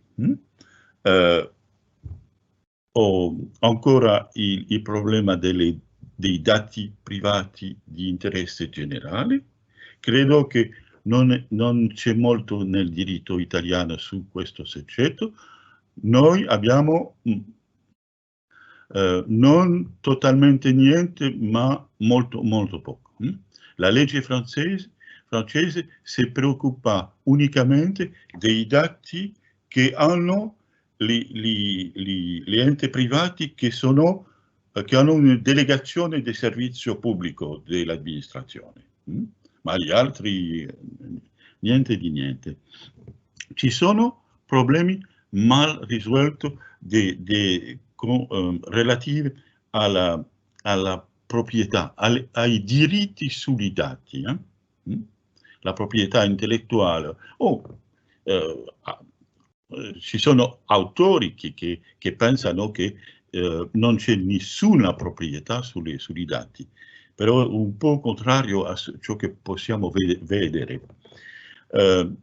Il problema dei dati a volte abbiamo tendenza a attribuire a algoritmi o non so che problemi che vengono dei dati stessi. E credo che in italiano si dice scappatoie, bias, che quando c'è un atto fatto sulla base di un algoritmo che crea scappatoie, spesso è infatti l'origine è negli dati stessi. Ci sono lacune in ciò che riguarda ciò che io ho chiamato la produzione di effetti giuridici attraverso i canali digitali. Soprattutto i problemi, molte interrogazioni sugli algoritmi. Quando è accettabile che si utilizzano algoritmi, come si può fare una regolazione degli algoritmi, verificare la loro legalità, sindacato giurisdizionale, controllo delle scappatoie e tutto questo. Abbiamo un po', avete un po' nel diritto italiano, un po' di giurisprudenza. Noi abbiamo un po' nella legge piuttosto che nella giurisprudenza, ma molto poco. Semplicemente la questione quando è possibile e quando non è possibile legalmente di utilizzare un algoritmo per risolvere un problema amministrativo. Sobre questa questione, nel diritto francese abbiamo niente e credo che nel diritto italiano anche non c'è niente. Non ho il tempo di parlare delle domande specifiche che possiamo avere in direzione del deep learning, machine learning i problemi sono più seri ancora. Mio ultimo punto è per proporre qualche riflessione su gli ostacoli probabili alla maturazione di questo diritto della pubblica amministrazione digitale. Perché c'è questo ritardo? Perché ci sono problemi che sono problemi ovvi e che non hanno soluzioni. Propongo tre idee. La prima è che in questa materia ci sono difficoltà concettuali molto importanti. Ci sono vari concetti che non hanno una definizione molto chiara. Che una smart city, una città intelligente, mi sembra molto difficile di definire questa cosa, una città digitale, ma in modo più preciso non so bene. Mi diffido molto, per esempio, di un'idea come l'idea di un atto o una decisione automatica, perché nella pratica non vedo esattamente ciò che può essere una decisione automatica. O sì, forse ho un esempio. Quando prendo il metro, metto il biglietto in una macchina e questa macchina, se il biglietto è corretto, mi lascia entrare nel metro. Questo probabilmente è una decisione automatica, ma non mi sembra che è una cosa frequente. Ancora, nel futuro non so, ma non è ancora una cosa molto frequente. Così, difficoltà concettuali. Credo che anche un po' c'è un vincolo della difficoltà nel cogliere la quota, nel delimitare la quota di intelligenza umana e artificiale in tutto questo. Ad esempio, nella tecnica stessa dell'algo, abbiamo tendenza a dimenticare che un algoritmo non è una cosa meccanica o ha un funzionamento parzialmente meccanico, informatico, ma è costruito da persone umane, due categorie, esperti del data science e gli amministratori che dicono questo è il problema che vogliamo risolvere, e così vanno a distinguere dentro del problema fasi di istruzione, di ragionamento logico e una mescla di cose umane e artificiali. Credo che qui c'è un dibattito che un po' difficile, che non comprendo totalmente bene. Voglio dire che c'è una soluzione italiana che non comprendo bene. La relazione tra algoritmo e tutto questo e potere discrezionale o potere vincolato. Se ho capito bene, la posizione della giurisprudenza italiana è di dire che l'algoritmo non si può utilizzare, si può utilizzare unicamente quando c'è un potere vincolato. Ho capito bene? Ma mi sembra totalmente falso. Jean Bernard è superata adesso, comunque va bene, sì, è stata detta. Ok.